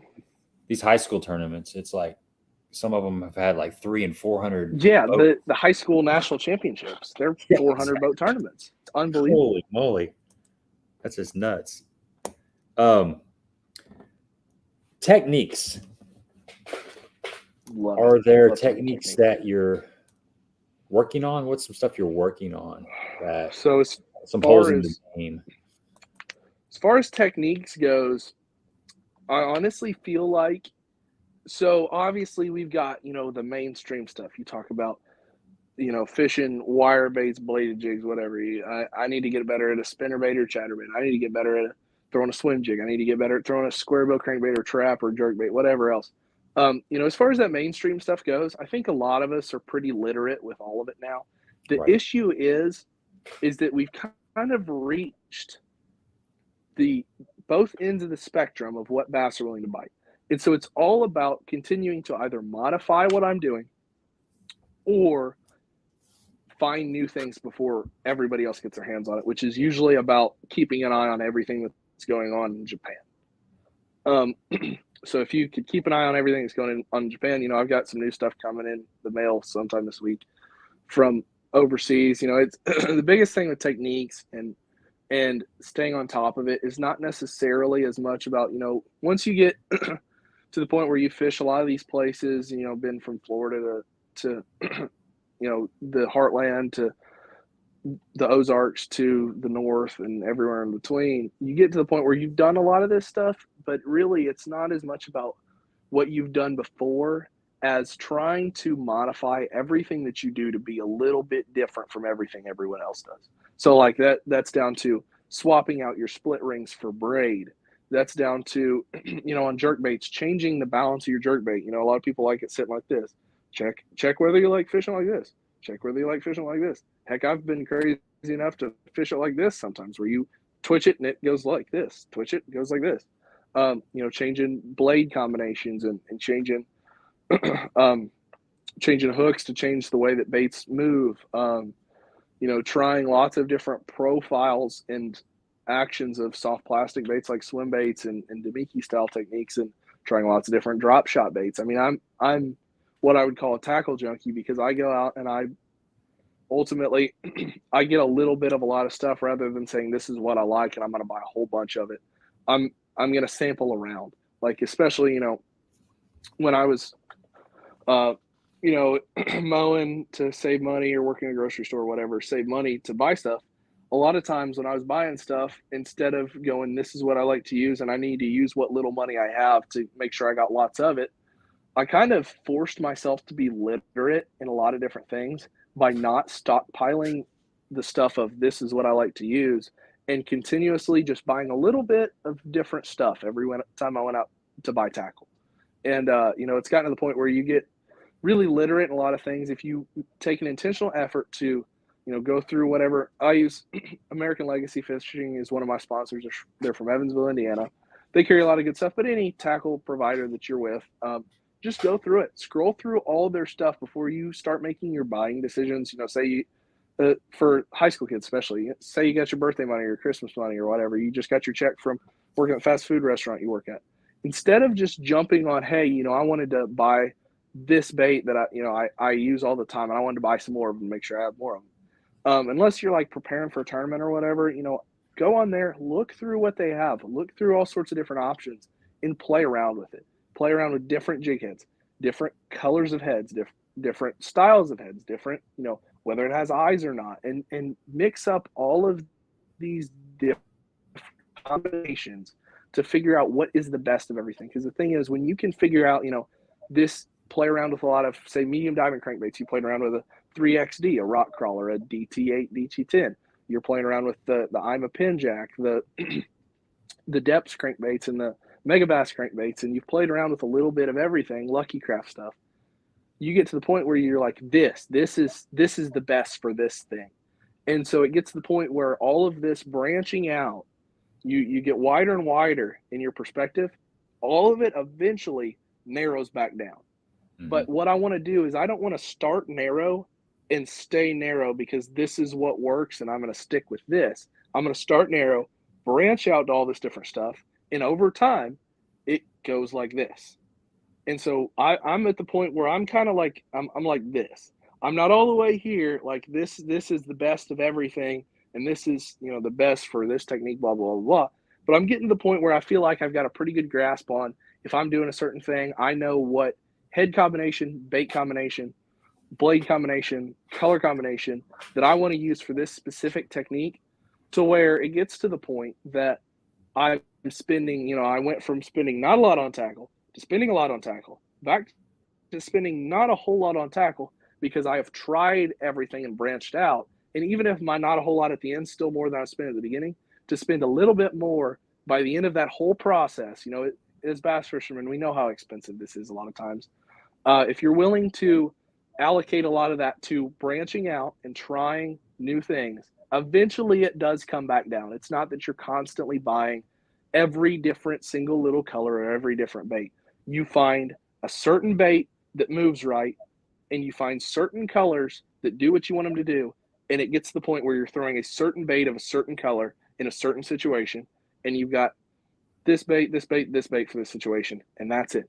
You don't have this model of bait in 12 different colors, or I don't like these colors, so I'm going to have this other bait here with 4 different colors that I use for the same situation. Bass are creatures that when they find what they like, they'll tell you. You know it as well as I do. Whenever you make one right little tweak, it can be night and day sometimes. And once you've done those tweaks enough, you get to the point where you've narrowed it down. Like as far as a drop shot goes. With a drop shot, I used to play around with a lot of different profiles, a lot of different sizes, a lot of different baits. And I'll tell you straight up, one of my favorite drop shot baits of all time. This is like the juice. Top 3 baits you can ever throw on a drop shot when it comes to drop shot and for largemouth: Robo Worm, 7-inch, green pumpkin neon. One of the best worms you can ever throw on drop shot, and that's top 3. When I say top 3, I'm talking top 3 of all colors, sizes, and companies that make a drop shot bait. That is top 3.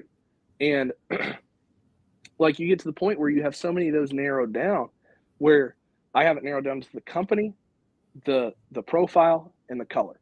And I have all of that narrowed down to where instead of going through my process of 35 drop shot baits to figure out whether they're biting a drop shot, I have now gone through so many situations with so many different baits that I have now reached the point where I know that in the situations where they're biting a drop shot, if they're biting a drop shot, they're going to be biting A, B, or C. And if they're not biting it, I can throw the whole technique away right then. That's huge. It's that situation. It's going from narrow to wide, which eventually going to wide brings you right back to narrow. Here's a good point from Scaleless Jr. There is something about having 2 guys in the boat that trust each other for experimental purposes. My team partner that I fish Lake of the Ozarks with, he's a diehard jig guy. He has a bunch of tackle, and he'll tell you they're biting on all this other tackle, but he has no idea because all he throws is a jig. He has 100% confidence in a jig. So that's when a great place to have confidence on a jig. Yeah, you're 100% right. So when I'm pre-fishing, when we're pre-fishing, there's no reason for me to throw a jig. I'm on the back of the boat or up there next to him. I'm throwing anything but a jig. I'm experimenting. But if there's only one person in the boat, you're getting feedback from one person. It's nice to have a second line in the water, trying something a little bit different, even if it is, a 4.5-inch robo worm in the same color. It's nice to have that second set of hands throwing something different, because you're right. What you just talked about is some veteran stuff. That's what we're all trying to get to. I'm there too. I'm there too. I've branched out, coming back around, and I have my specific baits for specific techniques. And I know through confidence or ignorance, I'll say confidence and years of experience and wisdom, that they're going to bite this certain bait in this situation. Or like you said, it's not the technique to be throwing. Today, you're talking about making a small tweak and how that can make a difference. I was throwing a 1/4-ounce jig with a speed crawl on it for quite a while, fishing shallow. A lot of confidence in this jig. I couldn't get bit on it. I put a 3/8-ounce jig on. Same. It was the Little Runt Finesse jig by Cumberland Pro Lures. Similar color, enough to where I don't think the color was the change. Green pumpkin based. Yeah. The trailer went from a speed crawl, which has a flat bottom and is a 1/4-ounce. So it's going to glide a little bit more. Went to a 3/8-ounce with a baby Rage Menace. And immediately I started catching fish. So sometimes it's a little short tweak that makes all the difference in the world.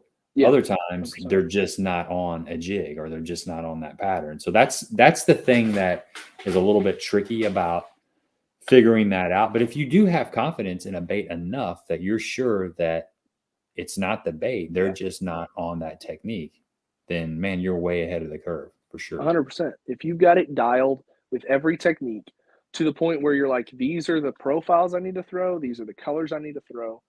And if I throw the profile that I think I need to throw and the colors that I need to throw, and I run through those couple things really fast, I can throw away a whole technique way faster than I used to be able to because Yep. I have gone and branched out, tried a whole lot of new things, and then brought it all the way full circle back around to going, okay, I started with something I like doing. I branched out, tried everything else that was similar to what I like doing. I found a couple more things that work in a little bit more niche situations around that situation. And then, bam, now I have that narrowed down to those couple things. And with techniques, the biggest thing with techniques, when you're trying to learn something new, it's, a lot of guys are like time on the water, and time on the water is a good answer, but it's an oversimplification. When you want to learn something new, let's say I want to learn how to become a better jerkbait fisherman. I'm going to go out, I'm going to buy 4 or 5 different profiles of jerkbaits in 4 or 5, all in different colors. And I'm going to wait until I have the conditions for it. If you want to learn how to become good at a jerkbait, don't go out in July and throw a jerkbait until you succeed, because chances are, even though you're going to catch some fish, success isn't truly success on a jerkbait that time of year on most of your fisheries, because you're never going to get an indication of whether you were doing what you're supposed to be doing, because you never get enough bites and you don't get enough quality bites to get a true indication. If you're going to try and learn a technique, take that technique. If I'm trying to learn how to be better at jerkbait fishing, I'm going to buy a few different profiles, a few different colors, and I'm going to wait. And when that water gets in the high 40s, low 50s, when that's one of the very few things they'll bite, I'm going to get me a nice cloudy, windy day, and I'm going to go lock that bait in my hand until I succeed. Because if, with the riches of information that we have on the internet now, of knowing when to do things and what to do, if we can take when to do things and what to do and put it together, even if I've never caught a fish on a certain fishery doing a certain thing, let's say I go to the Harris chain in the spring, in February. I know that people catch them in Florida in the grass on a trap and a jerkbait and a Carolina rig. And even if I'm not catching them on that at that time, I can still go around looking for that bite, even if I haven't gotten on it, because I have applied what I know about those fisheries and combined it with the techniques that I know work. And I can do it with full confidence, even if it hasn't worked yet, because I have taken the time to apply the place and the conditions to what I'm doing. That's the biggest thing about learning new techniques, is making sure you do it on the right place at the right time. So when do you give up on something? When you're out there pre-fishing, a lot of times you're on a new body of water. You go through an area, you're throwing bait A. Say it's a moving bait. Say you're going through an area, you're looking for a shallow bite, you're throwing a square bill, or you're throwing a bladed jig or something. You go through that area, it looks good, it feels right. Seasonally, it should be an area that's holding fish, but you're not getting any kind of feedback. One of the toughest things about fishing is when you don't get feedback, you don't get a bite. Yeah. That's so key in breaking down any body of water, even if it's a body of water that you fish twice a week. When there are days when you're not getting any feedback and you don't really know, it's hard to take that next step. So if you're in a new body of water, you go through an area with a bait that seems like it should be playing at that given time. Do you bail and go to another section of the lake? Do you just say that they're not biting a square bill or a chatterbait and go back through that same stretch again, maybe slow down, throw a jig or a worm, or pull out a little bit? What's your strategy for being in an area on a new body of water that looks right, but you're not getting feedback from the fish? How do you manage that? So the first thing I'm going to do, it depends on 2 things. One, it depends on, how much prep time have I had to analyze this. Am I dropped in on a new lake that it's like the MLF Cups where I'm dropped in on a new lake, I don't know anything about it, I'm just here and I'm fishing. Or if do you have prep time? Because if I have prep time, the fastest thing that you can do in prep time is go to a fishery, find the community holes find the marinas, find bridges, and find all of these very high percentage areas and start there. I always start practice on community holes because what I'm trying to do is establish a baseline. If I can go through a community hole with a variety of baits and techniques that should be right for that scenario, and I can start getting a couple bites on a couple things, I've established a baseline by going to where I know fish live and throwing things at them that I think should work. And basically I can establish a baseline very quickly by going right to the fish and showing them what I want to show them. And so in practice, I'm going to start out, if I got forward facing sonar, I'm going to run through my baits. And anybody that's had forward facing sonar very long knows that if you throw in front of a bass, you will get different responses that aren't bites that will tell you what adjustments you need to make. So sometimes fish will react very aggressively to your bait but won't bite it. That tells you you're probably going to need to make some sort of speed change. There's times where fish will follow but lazily and at a distance. That's generally you need to make a presentation change, some change in action. And and then you've got attention span. A bass will show attention to a bait and then lose interest before it gets back to the boat. That tells you got to do something really different with your action, with what your bait's doing, or possibly just change baits entirely. So forward facing sonar, it's very easy to do because you can, if you're good at what you're doing with that, you're going to run through those areas and you're going to show them a few different baits that are really different and analyze what family of techniques you need to be in and narrow it down from there. If you don't have forward facing sonar, I would go to a community hole, go to a bridge, go to around a marina, some area like that. And if you're looking for a certain bite, do one thing through an area that has a population of fish, a community hole. Go through a community hole with one technique. If you still feel like after going through that community hole that there should be a population of fish around right then, or you have proof that there should be a population of fish there again, go through with a different technique. I will commit a good chunk of practice if I don't have forward facing sonar to fishing a community hole, even though it's inefficient, to break down exactly what I need to be doing. So let's say I've got, let's say we're talking about Lake of the Ozarks and we're talking about the Glaze. Let's say I'm going to go fish around PV2 in the Glaze. I'm going to fish around one of the biggest community holes in the whole lake. If I want to figure out if they're on top water, I'm going to fish through one section right around there, throwing a spook, buzzbait, whatever I want to throw. Then if that doesn't work, I am so confident that there's fish in that area of the lake that I'm going to go through another nearby section with a different technique and try and analyze, okay, they're not biting that. I'm going to go through here. I'm going to throw crankbait. I'm going to throw, some sort of shallow, medium diving crankbait, and I'm going to switch it up a couple times while I'm fishing. And say I don't get a bite on that. I'm going to go back through and I'm going to throw a jig. I'm going to throw a drop shot. I'm going to throw a shaky head. I'm going to slow it down and try and see if they're relating to the bottom a little bit more. But ultimately, if I don't have forward facing sonar, I'm going to start at a community hole. I'm going to fish through it, a very community holey area a couple times with a couple different techniques, and whichever one gets the best feedback, that's what I'm going to go run for a few hours. And if I can take what I learned from throwing baits in front of bass and go run it through the lake, and I'm confident that they're biting that because the community hole told me so, then I can rule out everything that I fished that I didn't get bit on doing that thing. Versus if I just go out and start fishing willy-nilly, I can't isolate enough of it. It's like any sort of, you learn about science experiments in middle school. You got to be able to isolate the variables and control everything except for one thing. And if I can do throughout my process, control everything around me except for one variable, I learn so much faster. So basically what I want to do is I want to isolate everything. I want to know that there's fish here. I want to know, that there's the fish that I'm looking for as far as quality goes in this area. And then all I'm going to do is I'm going to break it down by bait first, by technique first. And as soon as I figure out what technique I want to be doing, that screams at me, bam, I've isolated that situation. I figured out that the only thing I need to do is throw the right bait to get a bite. And then I get a bite.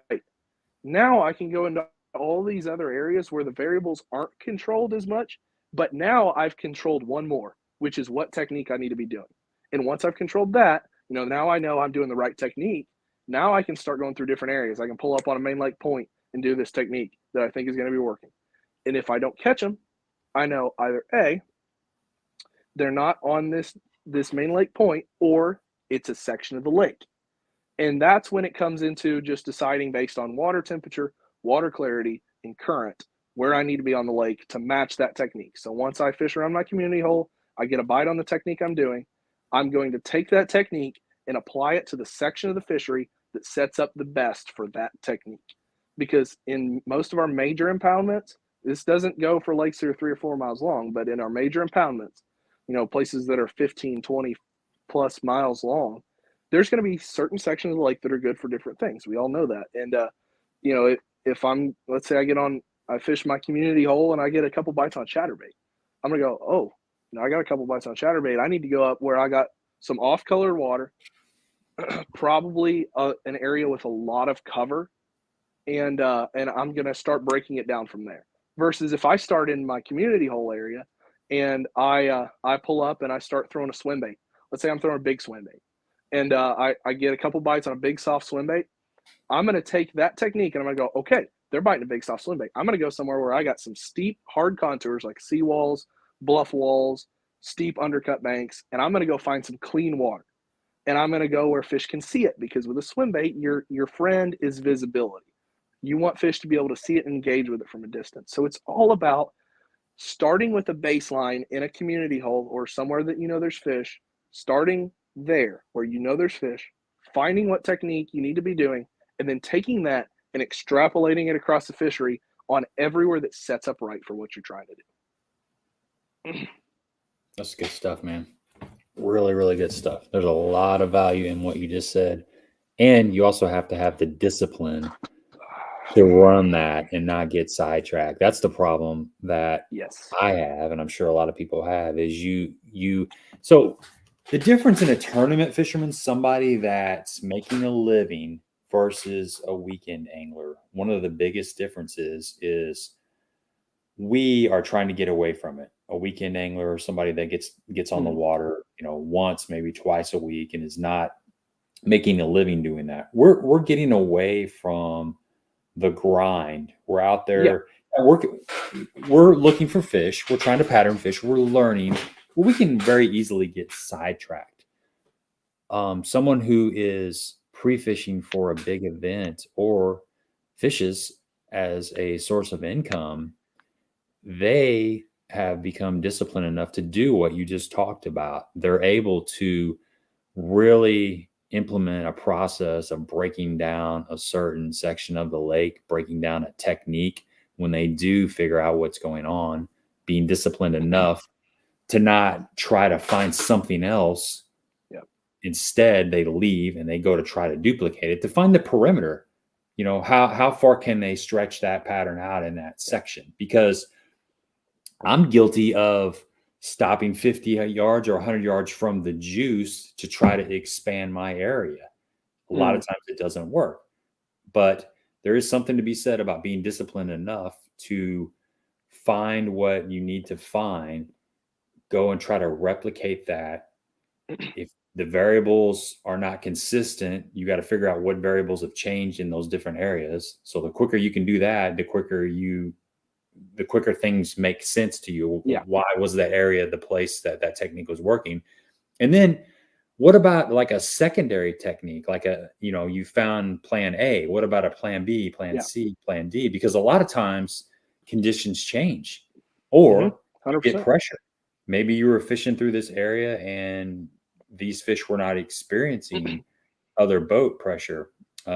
Especially you're fishing on a big lake. There's not just your tournament. A lot of times on the weekend, there's other tournaments going on too. You may not have seen anybody on this little stretch of water, but it might be, the Hog Busters Bass Club is fishing Saturday, and that's a very popular stretch that you're fishing. You might not even known that. So you've got to come up with some other some backup patterns too. And you got to keep your eyes open at all times. Ultimately speaking, your best tournaments are generally not going to be hodgepodge. It's not going to be like, oh, I've got, a stretch of docks over here that's good. I've got a point out here that I want to fish. And I've also got, several sections of bluff wall that I want to go through a glide bait down or something like that. Generally speaking, your best tournaments or days of fishing are going to be done when you're like, this is the deal. This is what I'm committing to. And you do it. But there's lots to be said about both fishing tournaments and just fun fishing of hodgepodging, because you and I both know, fun fishing or in practice, where you have a really good day of fishing where you probably shouldn't have because you hodgepodged it up. Junk Nothing was fishing? I mean, patternable. junk Yeah. fishing kind of? Okay. Yeah. But junk fishing generally has the connotation of like, I'm fishing a stretch of docks, I'm flipping some grass, I'm throwing it some laydowns, I'm flipping, some bushes.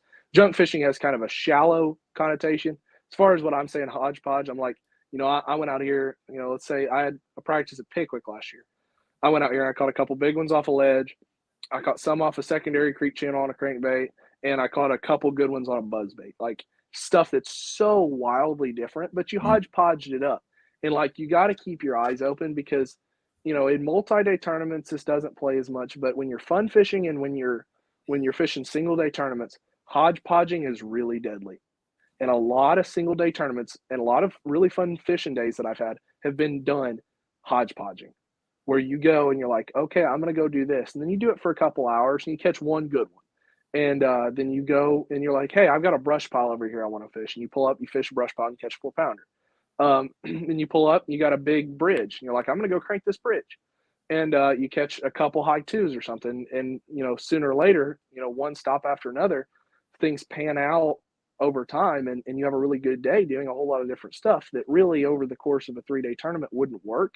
But in a single day tournament or fun fishing, it's a blast because you can go and do a whole lot of different stuff in an 8-hour period and go get bit doing a whole lot of different things that really don't have a lot to do with one another. And that's kind of like the building a pattern out of nothing. It's when you go and you fish marinas and bridges and very high percentage areas that should have fish in them, but don't have anything to do with one another. You're fishing spillways. You're fishing, oh, there's this one big mat in this big creek. There's, I like fishing this railroad bridge. And you fish all that weird different stuff, but it pans out because it's in a 1-day format. And that's something you always got to keep your eyes open to. If you can't figure out a technique or a pattern that's like overwhelmingly good, just hodgepodge it. Just go out and fish what looks good and just fish it to your full potential. Don't pull up on a bridge and say, okay, I'm going to fish this bridge. There's 3 other guys fishing down this bridge. They're all flipping a jig at the rocks and dragging it back. So I think I should pull up here and flip a jig at the rocks and drag it back. Pull up to some of these, obvious looking places and fish it different. Just put your own spin on it, but hodgepodge it. And that's a really good way to be effective both in tournaments and in fun fishing when you don't really have a plan. I'm a hodgepodger. I didn't realize it's so fun. It's so fun when it goes well.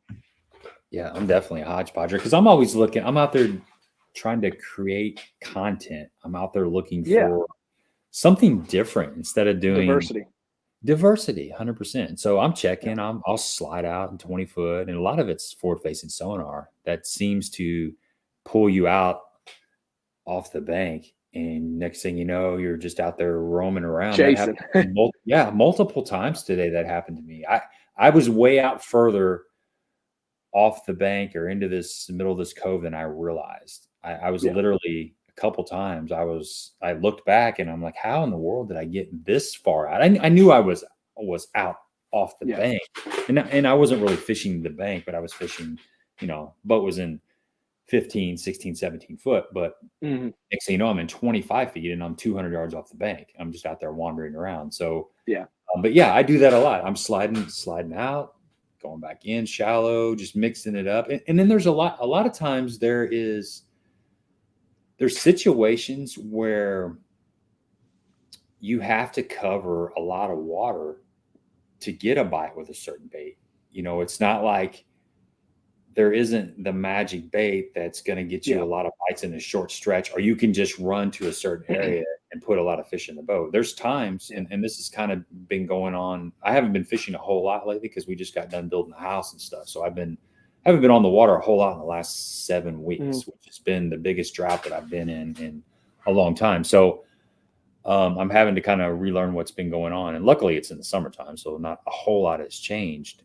But today I had to cover quite a bit of water to get bites. And that's fall. Let's talk about fall a little bit. Fall is historically known in fall that you have to cover a lot of water. The fish will spread out a lot of times. So it's It's like in Yeah. summer and winter they'll school up, but in fall they're migrating, they're moving around. You got Mhm. some fish that are out deep, you got some fish that It's are shallow, some fish in the It's a back of creeks. transitory period. It's a It's transition period. Sure. it's what makes spring and fall, even though spring is when we stereotypically think, oh man, fishing's awesome, we're catching big fish, whatever. Spring can be really tough at times. You sure There's can. times where it can be different, and spring is feast or famine, and oftentimes you remember the feast more than the famine. But the issue with fall is it's rarely feast or famine because it's either you're around nothing or you're around fish that won't bite. And in the spring, it's you're around nothing or you're around fish that are pulling up and ready to bite. And that's the only difference between spring and fall, because summer and winter, they're in places that I'll call residency areas. They're in places where a bass is going to be around for long periods of time. In spring and fall, that never happens. Fish don't live in, September, October, November, or, March, April, May. Thank you, Frank. They're not in these places for, very, very long periods of time. In the summer, June, July, August, winter, they're December, January, February. They're in these places, and they're the same bluff wall that you catch them on every winter. They're going to be there this winter, and every the same ledge you catch them on every summer. They're going to be there this summer, and let's see.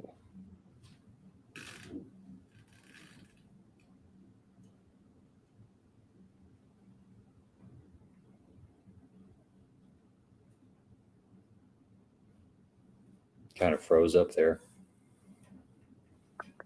You got me? Yeah, you're back. All right. All good. Yeah, and in the fall, you just got to cover a lot of water most of the time, because ultimately these fish are moving, but not only are they moving, it's few and far between when you get in front of one that really wants to bite. In the fall, they're so pressured and stuff. And then we get into the late fall where they start getting on bait. It becomes easier. But fall is such a cover water period, because ultimately the fish are in a lot of times such a lousy mood that covering water is a great way to get bit, because you're putting it in front of a lot of fish. But not only are you putting your bait in front of a lot of fish, generally speaking, your cover water presentations are reaction style presentations. They're presentations where it's not as much about choice as about throwing something that's really fast and getting a bass's feeding instinct fired up really quickly. And that's why it's so prevalent in the fall, is just because the fish are so difficult to get to bite a lot of the time. Couple great questions coming in here. So piggybacking off of what you were just talking about, Phil says, explain covering water, just going down the bank or hitting high percentage areas and moving on, ? So for me, covering water is not, a lot of guys, a theory that Cody Meyer has on the Potomac River is he covers water, but he said he drops the trolling motor and he keeps it down until the day's over, and then he drives into takeoff. That's not what I'm talking about. When I talk about covering water, I'm talking about, so let's say I've got a fishery like Truman Lake, where everything looks the same. It's really tough, and it's a fall scenario. If I'm trying to cover water, I'm not going to say, okay, I'm going to pull up on this rock bank with sticks on it, because every rock bank's got sticks on it. What makes this one different? When I'm covering water, it's never like I'm never just going to pull up on somewhere and just go fishing. So when I'm covering water, what I'm going to do is I'm going to look and I'm going to say, okay, this is what I'm trying to fish. Say for a few hours, I'm like, okay, I want to fish secondary points, round gravel secondary points. I am going to cover water by driving until I see a round gravel secondary point, and I go look on my map. I'm like, yeah, there's secondary point. It looks kind of flat. It's probably got gravel. And I pull up and I go, there's a round gravel secondary point. And I'm going to fish it. I'm going to pull up the trolling motor. I'm going to find another one. I'm going to fish it, pull up the trolling motor, find another one. And I'm going to do that for a few hours. And if that's not working, then I'm going to switch. Okay, I'm going to fish main lake pockets for a few hours. And I'm going to keep repeating that process, because even in the fall when it's tough, covering water isn't always just covering water. Mm-hmm. It's just about fishing fast through a lot of similar type areas and then rotating through those types of areas until eventually you find one that's slightly better than another, and you just keep firing and rotating and firing and rotating, because the issue is just landing on a fish that wants to bite. And oftentimes in the fall, beating yourself to death fishing in an area that has fish that don't want to bite isn't the best plan. So as far as covering water goes, I'm going to take, and it doesn't always mean I'm throwing a crankbait. or a chatterbait or whatever else. Covering water, sometimes I cover water in the fall with a drop shot. I pull up, and I'm like, okay, I'm gonna fish. I'm going to go fish timber patches. I'm gonna go fish standing timber patches, and I'm gonna pull up first standing timber patch I see that's, say I'm fishing standing timber on a main lake flat. Okay, first main lake flat I see with standing timber, I'm gonna pull up on it. I'm gonna fish it real quick. I'm gonna look over all of it, or I'm gonna, pitch if I don't have scope. I'm gonna pitch the biggest trees and the corner trees of all that area, and I'm gonna do it quick. And I'm gonna fish through that area. I'm gonna make one cast at any individual piece of cover. I'm not gonna make repeated casts, and I'm not gonna cast at everything. I'm gonna cast corner, point, the very end of a flat, the furthest tree out, whatever. And I'm going to do it really rapidly. I'm going to go through this area, and I'm probably only going to make, let's say, I got a couple 100-yard area. I'm going to make 15 or 20 casts. If I don't get bit in 15 or 20 casts, I'm gone. Because ultimately, fall, spring, summer, winter, when you're around a large population of bass, it doesn't take you long to get bit. Even when it's tough, if you're around a group of fish that's either going to give you a good tournament or a fun day of fishing, if you're around an area that has that group of fish, you're going to get bit quick. And that's just how it is. So I'm going to take a technique that I think is going to work, and I'm going to combine it with an area that it should work in, and I'm going to run a lot of those areas quickly. I'm not just going to put the trolling motor down and go. Frank says, what are some of your keys to multi-day events? Oh, man, when it comes to multi-day events, I think one of the biggest keys to fishing multi-day tournaments is, one, always be really cognizant of your weather conditions that you've got upcoming. If you're trying, let's say, use a classic example. Let's say you're trying to fish a schooling pattern or like a bait pattern. A lot of times those are really sunlight oriented, or deals where it becomes extremely difficult to do in heavy winds. And so I'm not going to go into practice or into a tournament, playing what I want to do if the weather doesn't allow for it. So that's the first thing, is like always being cognizant of current and weather.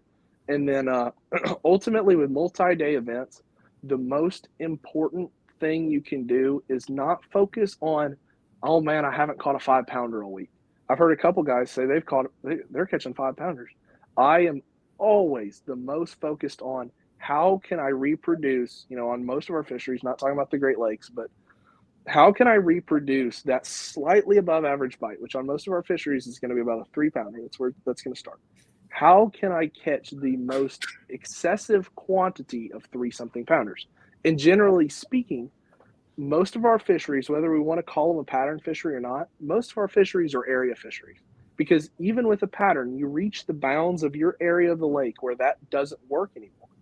And so, I'm going to analyze, I'm going to break down a place fast. I'm going to say, if this is the deal I'm looking for, let's say I'm looking for a deal where I'm going to catch them on deep brush. I'm going to go down lake or wherever the clean water is, wherever the most expansive offshore flats are that allow for there to be brush placed.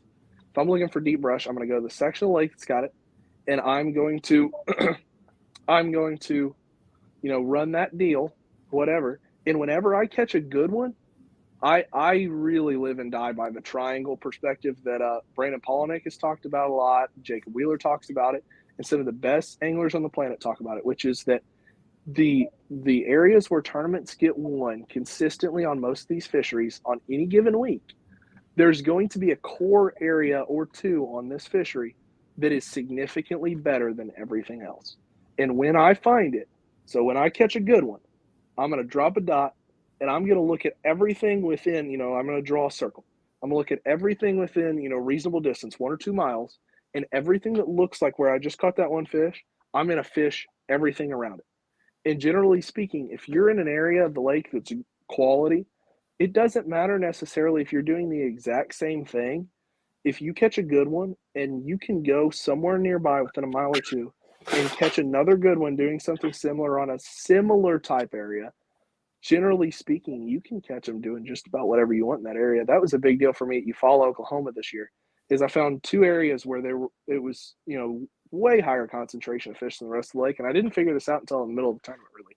But like, it wasn't necessarily, I was catching some on like 45-degree angle rock banks. I was catching a couple off some shallower brush, but really it was just that certain creeks or certain areas of the lake had a better population of fish, and I was catching them off the 45-degree angle banks. I was catching them off the shallow brush. I was catching them behind the dock walkways. I was catching them on the sandy spots. Like, it's not as much in multi-day events, it's not as much about getting locked into a pattern as it is an area of the lake. The biggest part of multi-day events is finding the area of the lake that has the highest percentage number of fish over that 18-inch mark, and then committing a lot of time in the tournament to figuring it out day by day. Because sometimes you get lucky enough and you get to do the same thing 3 days in a row. And sometimes it's just that you find an area of the lake that's good, and one day you pull up and they're in the mat and you're catching them flipping and frogging. The next day you pull up, it's rainy, it's cloudy, they've started spreading out, and they're schooling in the creeks around those mats. You start catching them on a jerk bait, start catching them on a swim bait. And then let's say the next day the sun comes back out and they go back in the mats again. You got to stay fluid, but the biggest part of it is just triangulating that area of the fishery that has the highest percentage number of fish over 18 inches. That is the biggest part of multi-day events, is just figuring out the best section of the lake. Because a lot of guys will pattern fish their way to it, and that used to happen a lot more, but now with the way tournament fishing has gone and the weights that everybody has to catch to do well anymore, the biggest key for multi-day events is just finding the area of the lake that has the highest percentage number of 3+ pounders, and just adapting in that area and not spreading yourself out. If you can find an area that's got a bunch of good ones and just break everything down that's around you, you're going to be better off than the next guy most of the time. There you go, Frankie. I hope that answered your question. Yeah. A whole lot of information. But that was good, man. That's good stuff, man. It's a lot to think about. It makes sense. You look at any major tournament, and 99% of the time, it's going to be won in an area. It's not going to be won by a guy running all over a fishery. It's just not.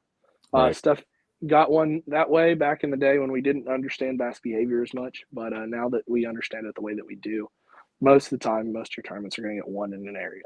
And as soon as we recognize that and go, okay, there's something different about where I'm fishing and not what I'm fishing, then you can stay fluid and do what you need to do, but stay within the bounds of the area that you're doing it in. That is so interesting, the whole area concept, because we have it in where we live at, Southern Illinois, Southeast Missouri. We have small bodies of water. Yeah. We don't have access to Lake of the Ozarks or Kentucky Lake. So our areas are micro areas. They're 100-yard stretches. We don't have a 5-mile area. That's like that's twice as big as our lake, Yeah. So there's been so many times where I've been fishing the local lakes and you find fish holding on a specific stretch, a specific type of cover, and you want to go duplicate it, but it doesn't exist anywhere else in the lake. Exactly. Or maybe there's only 2 or 3 small places like that. You fish those areas, you catch fish, and then you're out of places to fish. Yeah. Or a big body of water, you can literally run 15, 20 of those spots. And so you have a good milk run and a pattern. So that there's something to be said about the size of the lake and running a pattern, or expanding on your area, or figuring out what to look for and reproducing in different sections of the lake. Yeah. I mean, if like there's times where, on local lakes, small lakes like East Fork, where you'll get on a deal and I'll go down a stretch and I'll catch one on a frog and I'll go, huh, I just caught a good one on this stretch. I'm just going to pull out from here, and you start scoping around, you're in 15 feet of water and you go, oh, look, there's a brush pile. You throw your drop shot out there, you catch 3-pounder. You go down this stretch from where you caught that one on the frog, and you're like, I'm going to throw a jerk bait down the edge of this grass.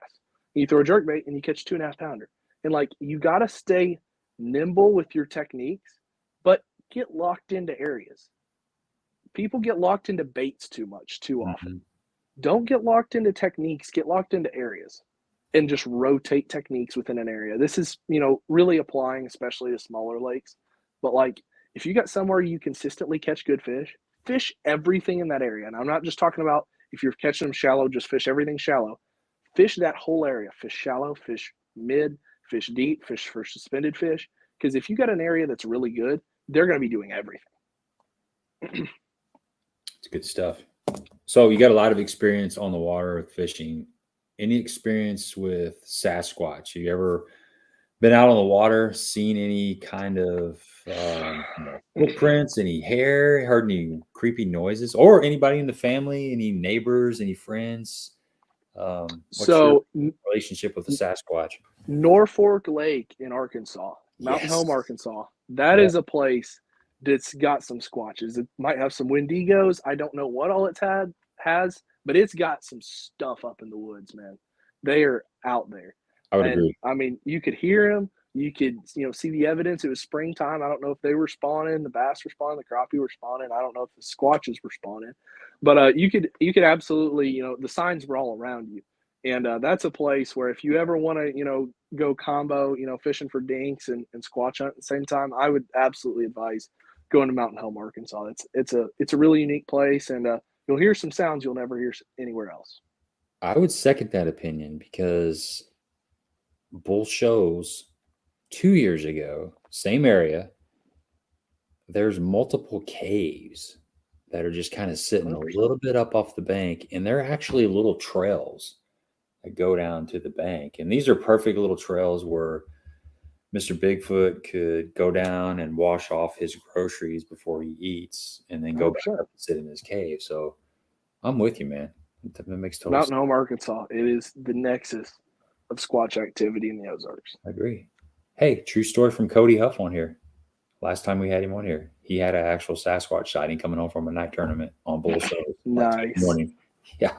Said a big hairy object walked across the highway, stepped over the guardrail, and down into the woods. Dude, it's happening. I had one take my plug out overnight, and I didn't know it, and I almost sunk my boat. You got to watch them. They're sneaky. I mean, for something that's that big, they're very, very ninja-like. 100%. And a lot of times they're not trying to make their presence known. They just like doing little things like that to mess with us, because ultimately they've stayed out of, the realm of our scientific discovery for a very long time. And now they're just trying to push the boundaries of what they can do and still not get caught. It's not very appreciated by most of us in the tournament community. Like sometimes they'll get in your boat and like lift your cooler lid when you bought ice before a tournament. And then you have fish die in the tournament because the Bigfoots flipped your cooler lids up and all your ice melted. Well, they don't have social media. There's no Instagram. There's no Facebook. There's no cable TV. There's no YouTube to them. They've got to make some kind of fun out of the life that they live out in the woods. 100%. Why not take advantage of some guy that's just sleeping in the cabin, not really paying attention? Exactly. I'm scrolling through all these numbers. It's about to make me blind. It's coming nonstop. This is what JB usually does. He's over here flipping through the numbers while I'm talking. JB, I miss you, brother. So we'll ask a couple more questions before we wrap it up. What is one of your confidence baits? Like when you really need a bite, what are you going to pick up to get that bite? When I need a bite. Now this is based seasonally. So we'll go seasonally. Excellent. Seasonally. I like that. Wintertime. If I need a bite on any given fishery in the wintertime, I'm going to reach a rig with very small swim baits, 2.8s or smaller, or some sort of like 90 size jerkbait.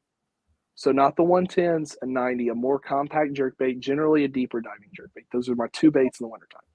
Springtime. When I say springtime, I'm talking like pre-spawn. Okay. Pre-spawn, because we can't really look at springtime as just springtime. We got to go pre-spawn, spawn, post-spawn. Pre-spawn. I'm trying to get a bite. Confidence bait to go get a bite in the pre-spawn. So you're talking water temperatures in 50s? The 50s? 50s. Okay, we're talking gotcha. mid-high 50s. Okay, gotcha. Mag draft or some other line through swim bait. And probably I've got to say like a chatterbait. It's a really good way to get a quick, good quality bite in the springtime. Around the spawn, it's going to be a popper and the good old wacky worm. If it's right around the spawn, and for the post spawn, I will give the exact same two answers: popper and a wacky worm. If you want to go get a bite around the spawn or post spawn, and you want to consistently catch quality fish when you have no idea what else to do, tie on some sort of small topwater and a wacky worm, and you will go get bit. That whacking especially worm's deadly. a 6-inch Senko is my go-to, the big Senko. Okay. Um, What's your and color? then Just on a body of water that's got 4 foot of visibility. I'm a green pumpkin guy through and through. For me, it doesn't matter the watercolor, the water temperature, whatever. If I'm going to throw some sort of finesse worm, 90% of the time it's going to be a green pumpkin. The outlier times are going to be, I'll throw a June bug or a plum sometimes when it's warm summertime. Aaron's morning dawn or morning dawn colors sometimes, but I'm a green pumpkin guy generally. Summertime, drop shot, 100% drop shot, just a drop shot. If I need to go get a bite in the summertime, I'm going to have some sort of morning dawn or green pumpkin worm on a drop shot, 3/16 ounce weight, 1/8 ounce weight, and I'm going to throw it at everything. Offshore, on the bank, doesn't matter. If it's a summertime and I can't get a bite, I'm going to throw a drop shot. The fall, I'm trying to get a bite, and I can't get a bite on anything else. I'm going to say a finesse swim bait, like a 3.5-inch swim bait, something that doesn't do this. I don't want the tail to do this in the fall. I want the tail to do this. So we're talking the 6 Sense Divine, the Kitech Easy Shiner, flat-sided narrow swim baits, something where the tail stays tight versus, with your swing impact fats, your rage swimmer stuff that's got a wide tail. Is that just going to be on a ball head? Yeah, generally. Like when I say a swim bait too, I'm not talking about like 1/4 ounce, 3/8, 1/8 ounce. An 1/8 ounce ball head with a tight, trailer style swim bait in the fall is deadly. Because they start keying in on bait and they get kind of hard to catch. And if you throw a light swim bait with a tight wiggle, it is lights out. And some sort of walking topwater. In the fall, those will be my two. And that brings you right back into the winter where, in the fall is the transition where I start throwing jerk bait and A-rig more, and then it gets full blown. So that is my go-tos throughout the year from winter to back to winter again. It's A-rig and jerk bait in the winter, small A-rig, small jerk bait. Pre-spawn, I'm going to throw a chatterbait and a mag draft.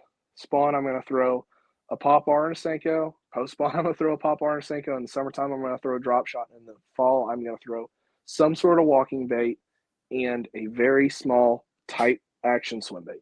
Those are my go-tos. If I need a bite, that's what I'm picking up. That was excellent timing because we just got a winner. It's excellent. Awesome. Perry. Congratulations, Perry. I think I have your address, but send it to me again at Gabe Montgomery Fishing, or 10 Horse Monty on Facebook, or 10 Horse Monty 6 on Instagram, or Gabriel Monty at hotmail.com if you're not into the socials. And I will get you some jigs that are going to catch you some fish right now. I just caught some fish on these jigs today. So I'll put you a little prize pack together, throw your little THM decal in there, and you're going to be good to go whenever you get back out in the water next time.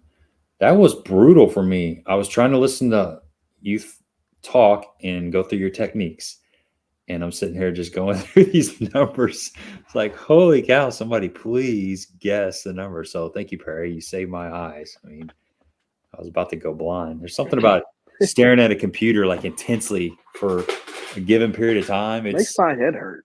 It does. That blue light or whatever it is. We're not supposed to be looking at this stuff, but we do it. It's the world we live in nowadays. That's a fact. So what do you got coming up the rest of the year, and then what's your plans for next year? So I got two more like big tournaments coming up. I got both of them are in Missouri. I got Lake of the Ozarks for the last Plains Division tournament, and then I have the Toyota Championship at Table Rock in November. And those are the last two big ones. I'm going to fish a couple college events as well this fall. I'm still eligible for those, so I'm going to fish a couple of those. And then rolling into the next year, I will be fishing at least a division of the Toyotas, and I will be fishing the full invitational schedule next year. So just like this year, fishing invitationals with the ultimate goal of trying to qualify for the VPT. But, the goal for next year is I would love to get to hold that Angler of the Year trophy over my head. So that is the goal. One goal for all of next year for every event. It's just everything points toward trying to win that invitational ALI. Well, you've got the right mindset. You've got your stuff together. It makes total sense listening to you speak. You're a thinking person, and it's just I think you'll apply and you'll make good decisions. What's your experience on Table Rock? I have fished 2 tournaments there and finished in the top 25 of both of those. So I'm pretty confident on Table Rock. The only thing is the way that I fish on Table Rock is it's not yet lent to like truly dominating a tournament. The way that I fish Table Rock is just lent to consistency. And being that that's championship and really the true money in the Toyota Championships in the top 10, I'm going to have to make an adjustment in the way that I fish. You know, a lot of people catch them in the fall on that deep bait and stuff. And that's something I really can't do yet. I'm good down to about 55, 60. But once you get deeper than 60 into that, you know, that ultimately that zone that I'm not even confident that people truly catch fish out of. But once you get to that insanely deep where, you know, guys like Cody Huff and some other locals dominate, that's something I've never really played around a whole lot with, and it's something I'm definitely going to have to try. So Sounds like you'll be running into Jay, hopefully. Yep. Yeah, good guy, really good guy. Yeah, I got to experience that down in Bull Shoals, fishing. You know, boats in 120 and the shatter in 80, and you're dropping down to them. That's a lot of line. There's a lot of string out there. That's unbelievable. It's weird. It's weird to feel the bites. And somebody that's done it, they're just setting the hook, and they're telling me, you missed the bite. I saw it on 2D. I'm like, I didn't even feel anything. You really got to focus and get locked in on that bite. Yeah, I mean, I can catch them pretty consistently down about 60, but I don't. Deepest one I ever caught was 70, and it was a lot of work. And that's something I really need to work on. It's something that really only a few people have mastered, and hoping I can figure it out that week. Because if I don't, I'm probably just going to be in for catching about 14 pounds a day and just having a good event. But in those championship style events, you're never there to just have a good event. You're trying to win. So. Yeah. Okay. Last question of the night. Yep. This could be a rabbit hole, but we'll just let it go wherever it goes. Something that is going to change when you do qualify for the BPT is you're going to be faced with the score tracker. What's your thoughts on the score tracker? Because I've heard it both ways. I love the concept. I can understand. So here's the thing. The score tracker is really, it's going to be your friend or your enemy based entirely on how you already approach it.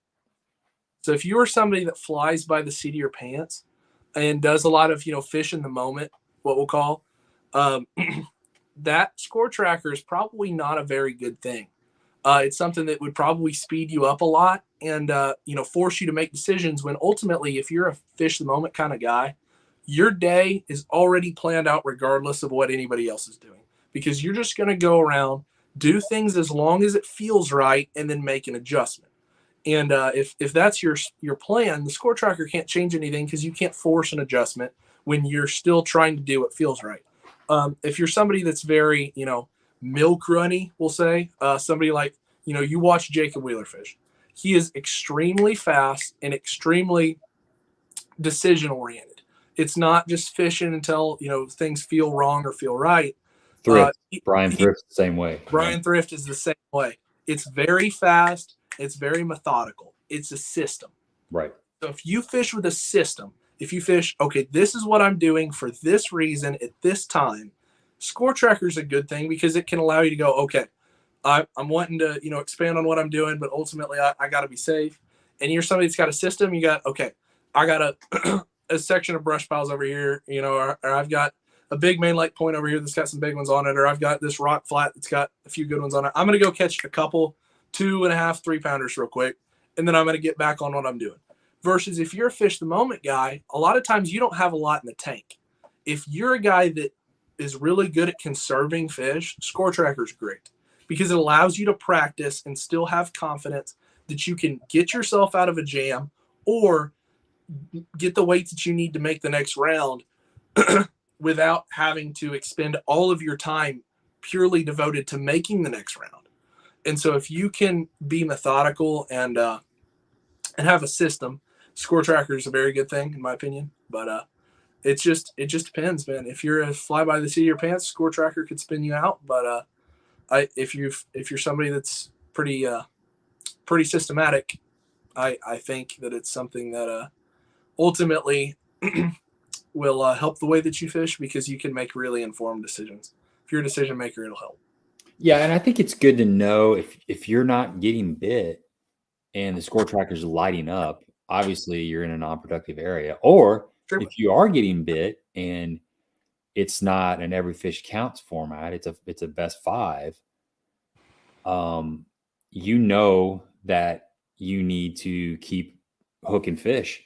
You know, if you got 20 pounds and everybody else has 13, you've probably got a good top end weight.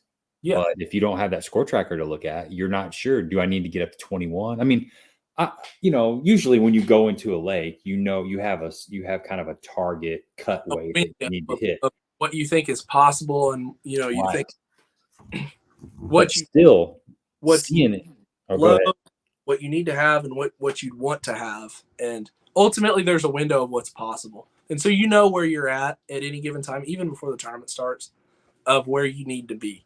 And generally you're going to have a pretty good feel for that. And so if you can just stay around where you need to be and make informed decisions, the only place I think it could get into get in your way is at times when you get specific instances, let's say like a schooling tournament, or you go to a place like the Mississippi River at La Crosse, where timing's a really big deal. And there's times where they're firing, you pull up on a wing dam and you throw your spook out there and you catch 3-pound smallmouth, and you throw your swim bait out there and you catch 3.5 pounder and whatever. And you get to that good Mississippi River weight of like mid 13s to 14, and you pull the plug and stop. You catch a few good ones, you pull the plug, because ultimately that's a smart intellectual decision, but it's a timing fishery. And if you never hit that timing right the next day, you could end up, catching 11 pounds, where if you leaned on them on the first day and you caught 15 or 16 and you caught 11 the next day, you'd still make the next round. Versus if you went out and caught 13 or 14, pumped the brakes, and still caught 11 the next day, you're screwed. And so it's just about the type of fishery you're on. And, ultimately it's about the decisions that you make throughout the day in response to what you think is going on. So you got people writing notes. That's good stuff, man. All right, let's wrap this up. Any shout outs, last minute shout outs, anybody you want to thank or promote right here at the end? I mean, obviously, in the bass fishing industry, we're really good at our our sponsor shout outs. So I'm going to give my sponsor shout outs. I really appreciate everyone that's come alongside me. And, I've only been doing this 2 years now, and most everybody with me was with me for just this season so far. But I'd like to thank, Hook Gear and Triton Boats, Arc Rods. I mean, all the equipment that I have, Bahio sunglasses, Epic batteries, all these other companies that have supported me. Everything that I promote is stuff that I truly believe in. It's products, all these companies that I'm promoting are, for the most part, companies that I sought after and said, hey, they make a really high quality product and I would love to represent their brand. And so, there's a lot of guys that are willing to represent companies that they don't necessarily believe in. And I'm not one of those. So I really invite anybody that's listening to this, as far as, rods, sunglasses, clothes, boats obviously is a big one, but if you're looking for quality products, man, Arc makes fantastic rods. Bahio sunglasses are a fantastic product. Hooks apparel is extremely stylish. And I really, like a lot of the designs that they have. And it's really functional stuff. I mean, and Epic batteries has been great, because Epic's batteries have insanely high speed output. I'm pulling my 21-foot boat fully loaded 3.5 miles an hour with an Ultrex. For you that don't have an Ultrex or haven't had one, that's about 1 mile an hour faster than normal. And it's incredibly increased efficiency. I mean, all of these companies that you see, if you look up my Instagram, whatever, on Drew Gill Fishing, you can see all these companies that I choose to represent, and they're all there for a reason. It's because I believe in their product, they believe in my journey, and want to support me. So I'd really appreciate if you guys would check them out and support them. And I appreciate your time. I had a lot of fun tonight. Yeah, it was great to get to know you. You dropped a lot of nuggets, like in the comment section. People were writing notes, taking notes. I'm definitely going to go back and listen to this. There's a lot to learn on there, and I would encourage anybody that was on here with us tonight to share this after it goes live on YouTube, because people need to know this stuff. There's a lot of common sense stuff, but there's a lot of things that you've learned in such a short time being out there. You've experienced a lot of bodies of water in a short period of time, and I have no doubt that soon you're going to be on the BPT because your mind's right, you're focused, and I appreciate hanging out with you. Bahio sunglasses, yes, I really enjoyed really good sunglasses. Yep. Okay, let's wrap this up. Thanks everybody for hanging out with us. Great stream. We'll do this again next Tuesday night. And good luck, Drew. We'll all be following you. I'll be rooting. Go to Drew's page, like, follow his. You got a YouTube channel too. Go check out his YouTube channel. Give him a sub, and all the things that you do to people that you like. And we'll be keeping an eye on you. And good luck. Appreciate you, man.